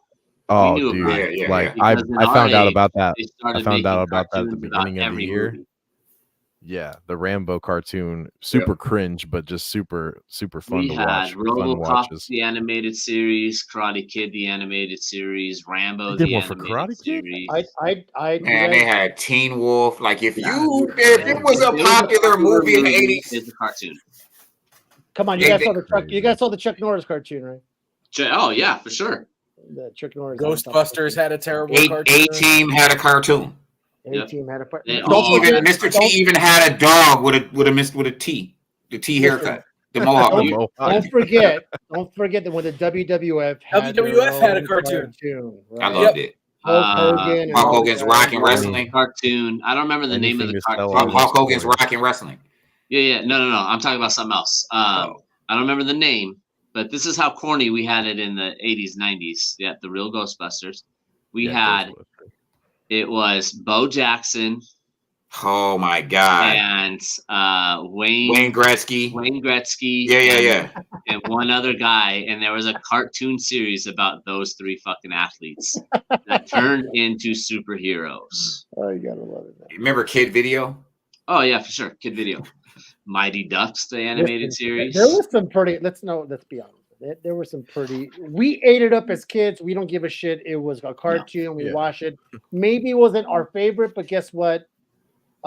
We No, we were stupid, man. If the 80s movie was a hit and we saw it, oh my God, Teen Wolf's got a cartoon. I'm watching the Teen Wolf Yeah. cartoon. You watched it. I watched Pac-Man the cartoon. I mean, Yeah, that was dope, bad. man. That was Dukes of dope. Hazzard had a TV show and a cartoon. Yeah. Dukes of Hazzard. Man, Listen, it was nuts. smart. The amount of 80s, media pumped out. if at the that show time. was popular in Gremlins. the 80s, you're gonna have a cartoon. Yeah. They did a cartoon Now, for Gremlins. who remembers? You Yeah. talk about movies that Really? hit hard, Yeah. animated things that hit hard. As a little kid, American Tail. Ugh. I'm coming, Papa. Yo, Fievel. that joint Oh yeah, hit. Eiffel. That joint hit Yeah. hard, man. Michael, yeah. America Goes West. And then yeah. if not too many people know this, Caesar Bible might Goes know it, West is maybe nothing Ish you might compared to know it. It's an animated movie called The Flight of Dragons. Flight of Dragons. No, I've never heard of that. James name Earl is familiar, Jones but I can't- actually is the villain, the voice of the villain in that one. too. Really? I know this movie. Yep. And That sounds I'm cool. trying to think the Oh yeah, I Ewoks want to was say terrible. John Peter. Ritter was the male lead voice. in this basically a real life. It started real life. Oh, dude, Land Before Time. We're not even allowed to talk about because don't any even man will bring that start up, crying please. now. I I've want to never cry. seen it. It started in I real don't wanna life. The cry. dude was a math teacher, science teacher, and he gets pulled into his book that he's reading. That's all dragons and stuff, and he's a dragon. But it goes through all that. There's some scenes in there I remember as a kid What? going like, I oh, have dude. I have a feeling I like fever dreamed that because I have a feeling I know what you're talking about. Like I feel like I've seen that Yeah, before, and seems it's super not Page familiar. It's not Page Master No, it's either. Like called some Flight of on Page Dragons. Master was yeah cool though. Page yeah Master was Page cool. Master's cool, but like it's not the book sucking him into the book thing that you're talking about. Right. Like, but I feel like I know what you're talking about. No, it's cool. But I just because of his passing, I just found out James Earl Jones was like the voice, like Oh of this yeah. bad dragon sorcerer. There was another tough one that came out when I was really little. Yeah, I'm not sure anyone would ever remember it. Maybe Caesar. It was called Water Babies. I remember Where Water Babies. it went from live action to cartoon, but they were going to die because they couldn't live outside of the water for like a long period of time. But when you came out of the water, they were like live action, and they were going to die. I remember, like, yo, they're going to die. They got to get them back to the water. I remember being really young and feeling some type of way. It was called Water Babies, though. Yeah.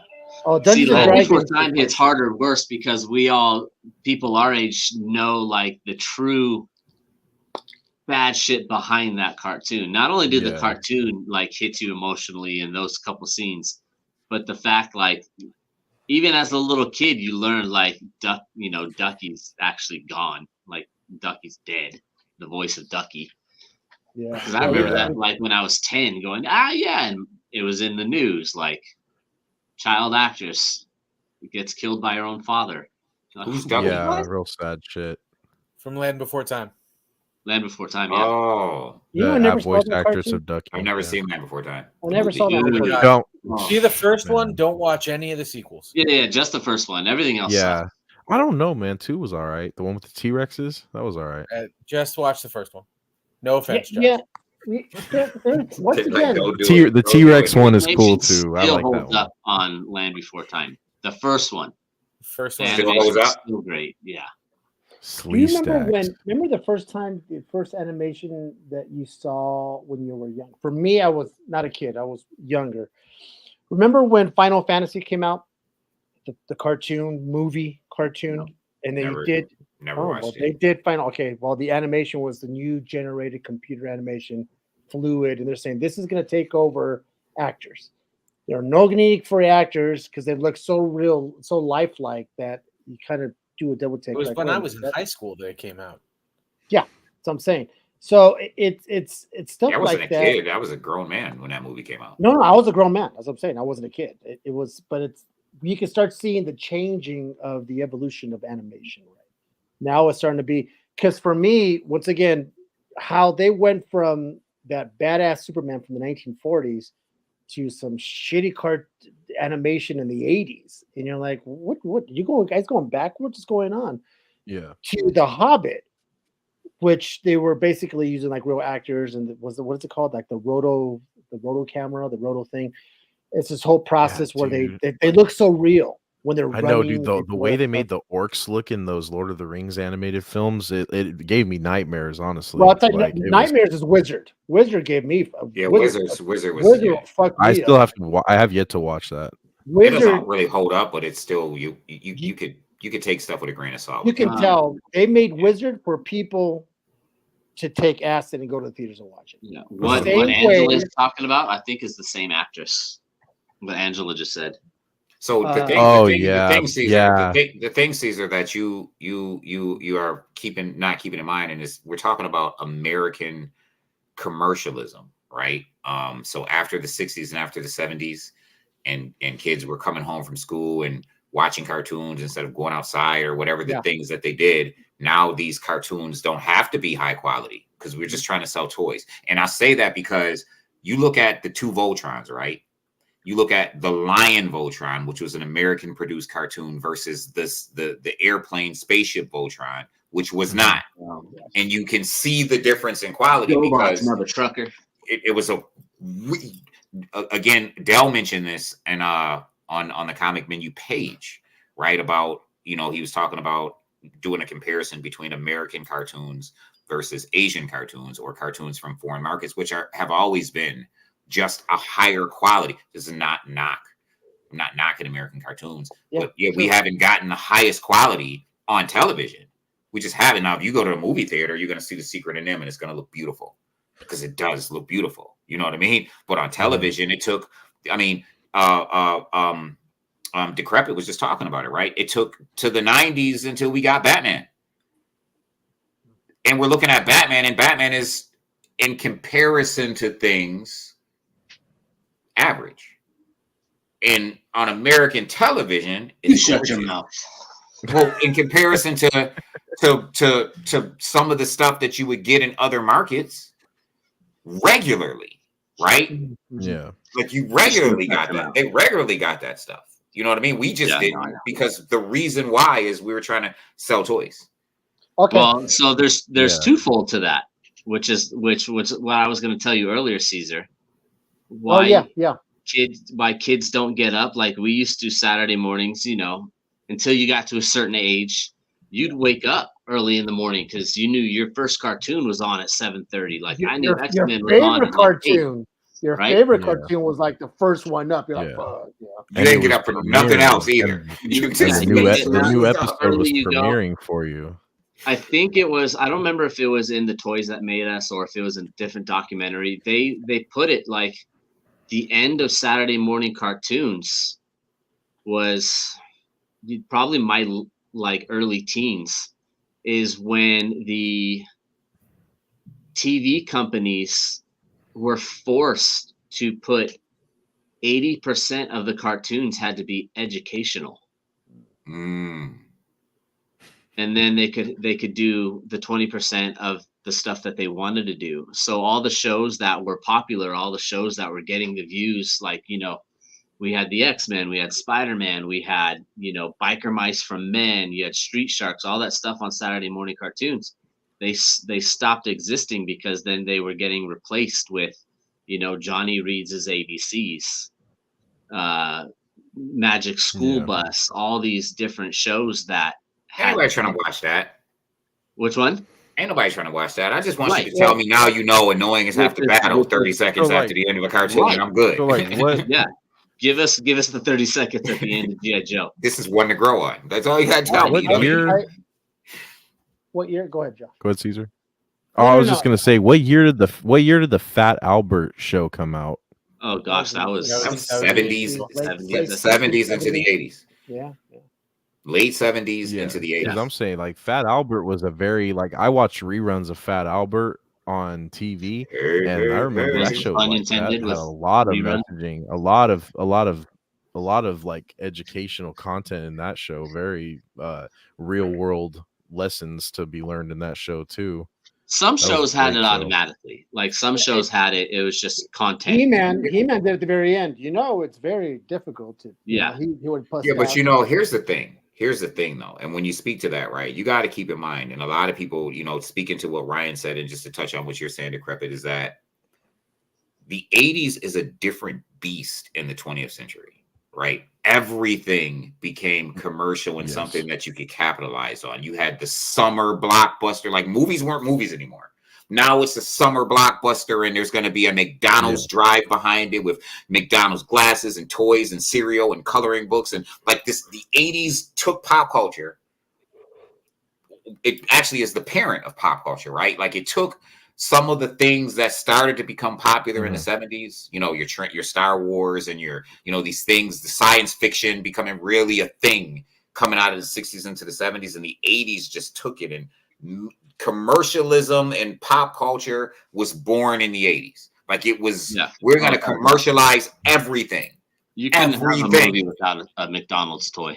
Listen, we literally, and he just said it, because literally, and you weren't born, so that literally what happened was you came from out of the 70s where you could go to the movies and you could see a Star Wars, right? 79, right?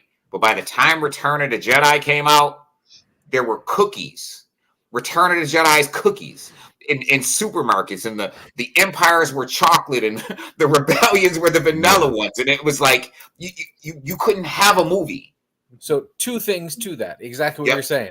Number one, it got to the point where if something was popular enough, McDonald's would not just run their toys, they would make toys to mimic that. You had transforming McDonald's burgers that transformed into robots, and sodas that transformed into robots. Yeah. But so the educational aspect went out the window. Smart marketing.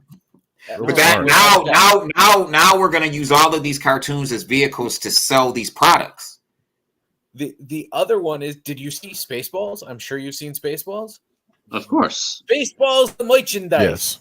That was exactly at the time poking fun at the fact that the moment it comes out, you will find anything. Spaceballs the flamethrower, Spaceballs the lunchbox.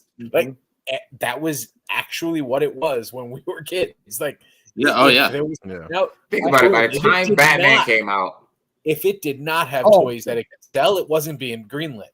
Listen, they had Batman cookbooks, quote books, necklaces. Like by the time Batman came out, oh god, Batman was speaking to what we were talking about earlier in Iconic, right? Batman. That's why I said 89 was it. Batman was the only superhero stuff that you could wear and be cool. How many Batman t-shirts? How many Batman shirts with the yellow Batman? With the yellow. Did you see? It was everywhere. Everywhere. It was cool. Everywhere. It was cool to wear the Batman shirt. But you know what? I put on a Superman shirt and you get laughed at it. No, you get out of it. So this is the thing. Talking to you guys and reminiscing, going back to the cartoon that kind of effed you up. I saw one of my all-time favorite cartoons that's a movie cartoon, animated cartoon that effed me up. That is still one of my all-time favorite cartoons that I should not have watched or should be watching that time. Heavy Metal. Heavy Metal is Why'd you do it, man? The epitome. Heavy Metal. I never watched that. Oh my god, Heavy Metal had it all: blood, hack and slash, sex, had a dong hanging. It was like, what? This is that was Caesar's favorite part. 1981, 82. It's metal. Right. Now they had a whole drug scene in that part. I mean, it's insane. It wasn't for you. It was not meant for me. It was meant for my brothers who was smoking whatever they were smoking in the movie theater with a bunch of heshers sitting around watching. That's what it was made for.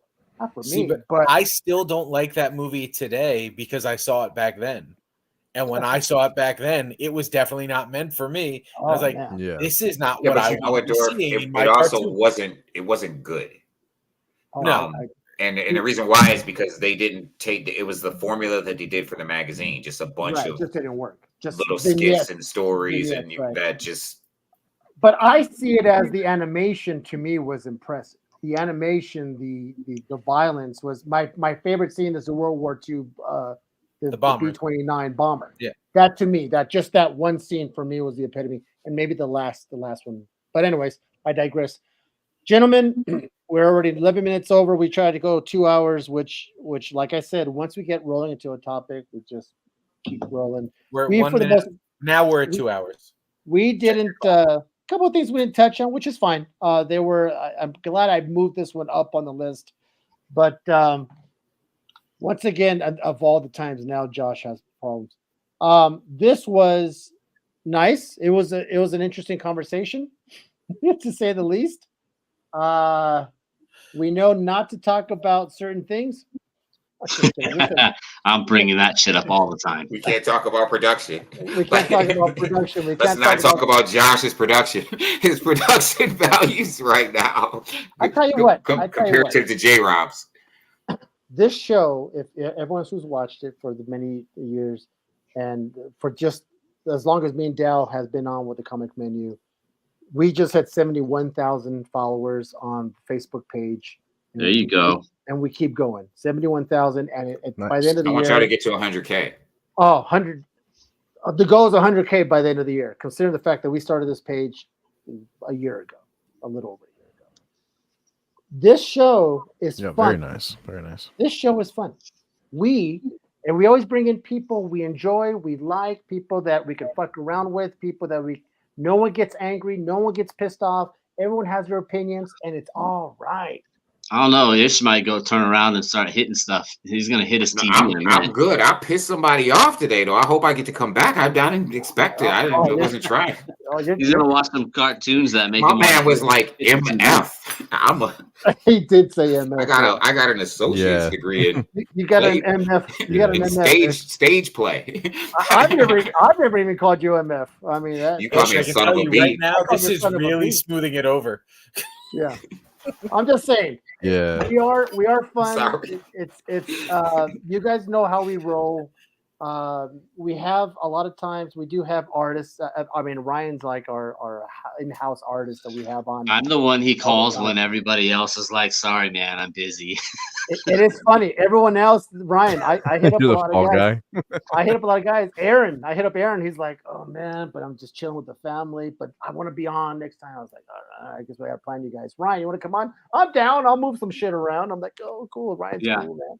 You know, He's like, "I was supposed to go on eBay Live tonight. We'll do it a different day. It's you know fine." what? That's what I'm talking about. I hit up Josh. Josh is like, "I'm down." Dorf last minute is like, "I'm in ish," because we love to talk about the common thing, and that's geeky, nerdy stuff that we grew up with, and it's just fun. And the people in the comments, you guys are great. You keep tapping away and being part of the conversation. That's what we are about. I always say there's enough podcasts out there that focus on the negative. Let them do our job for us. We're just here for just good times and ha-has. But I want to thank Dorf, Josh, Ish, Ryan, as always. I'm going to give you guys your moment to plug what you got going on. Let's start with you, Dorf, first. I know you don't have much, but go ahead, man. What do you got going? I don't have much going on right now, so if you need something, hit me up. I've got connections. I can help you find what you're looking for. I've got books. I'm everywhere. Just look up Dorf on Facebook. You'll find me. That is true. Dorf is he's good at. If you're looking for a specific book, go hit up Dorf. He's a good bloodhound when it comes to Dorf, you're supposed to say, "Just Google me." I can't deliver that line with any sincerity. Who was that? Who That was was that? me. You, Ryan? That was you. That's You why I asshole. put my @ symbol this time. All right, Josh. To be what do you fair, got I going did on? Google Ryan earlier and I subscribed. Oh, look at that. Yeah, so on you can find me on Instagram with this handle. I don't know which site it's on. At Decrepit Collector. I show off my Star Wars, horror, DC collection every now and then, and I'll occasionally do a live sale, sell some comic books just to up some stuff, up the ante of my PC. And if you guys are interested too, I also do have a YouTube page called The Bastards Network. You can follow us on there, subscribe. And I do a video game podcast monthly with one of my boys, Iceman. And we also have some stuff cooking up for a comic book, pop culture based, like kind of talk show like this. So stay tuned. Sweet. Appreciate you guys inviting me. Oh, you got it, Josh. I'm glad I finally had you on, man. Ryan, what do you got cooking? Oh man, I'm gearing up for New York City Comic Con, so I've got exclusives up the yin yang. Speaking of nostalgic stuff, man, I was actually able to work on the new Transformers GI Joe line that is Skybound's doing. Nice. I love the Transformers. Not a huge, I don't like drawing them all the time, all them straight lines. But I did jump on the chance of doing GI Joe for sure. You can find me at New York City Comic Con. We have tons of stuff coming out.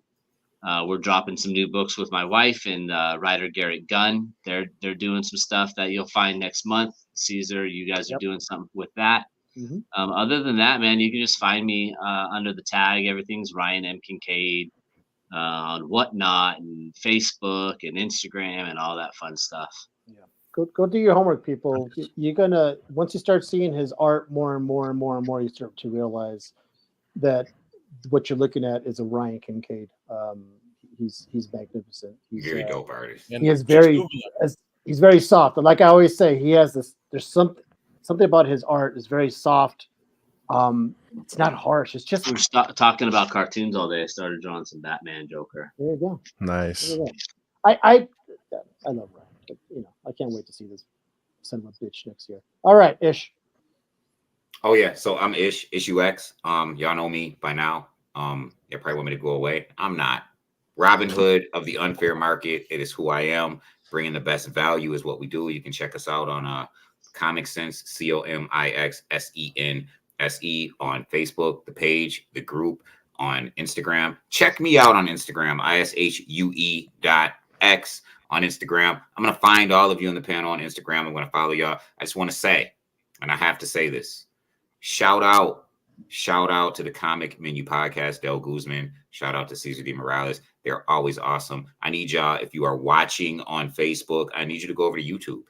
And I need you to click on their video for like 10 seconds. I need you to give it a thumbs up, do something. Just don't go there and do nothing. Subscribe to the channel. If you're watching on YouTube, if you enjoy this content, they bring you every Tuesday, and it's dope.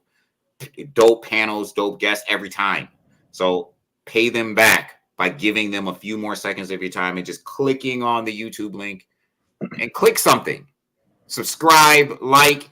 Listen, I know they want to hear this, but even a thumbs down puts them in the algorithm. Just don't do nothing. You see what I'm saying? Like, go there and do something. I prefer the thumbs up. That's what me too. I'd rather them get a thumbs up, but you know what it is. And I just want to say real quick, Peter, that shirt should say "You son of a B," because that's actually what he says. And I'm with you. I want that T-shirt as well. Yep. I gotta talk to Dale and maybe. Do some. You sons of B. Well, because we're planning on doing some Comic Menu merch, and I could do the son of the B right, because a lot of people won't wear the other son of the bitch ones. All right, guys, you know how it is. It's so much fun. We had a great time, and I love these guys. I always do. That's why I bring them on. We bring in good people because we enjoy them, and you know, we want to keep the positive vibe in the community. There's already enough negativity out in the world. This is your time to escape for 2 hours today. It's there's enough negativity outside, and this is your 2 hours of just zen and just geek out with the rest of us. You know where to find me on the Facebook. I'm always on the Facebooks, but Instagram has been my new home of late. Real Dracula's Wolf. Once again, if you guys are looking for a reel, which I got to do 2 of them this week, or 2 clients. If you want a voiceover, if you want anything you want, go ahead and hit me up, and I'll make it work for you. Whatever you want, I'm the man. So that's as simple as that. Let's go with that. Love you guys. Appreciate you all, and peace. And we'll see you guys next week. Yeah. See you later, guys. Next time.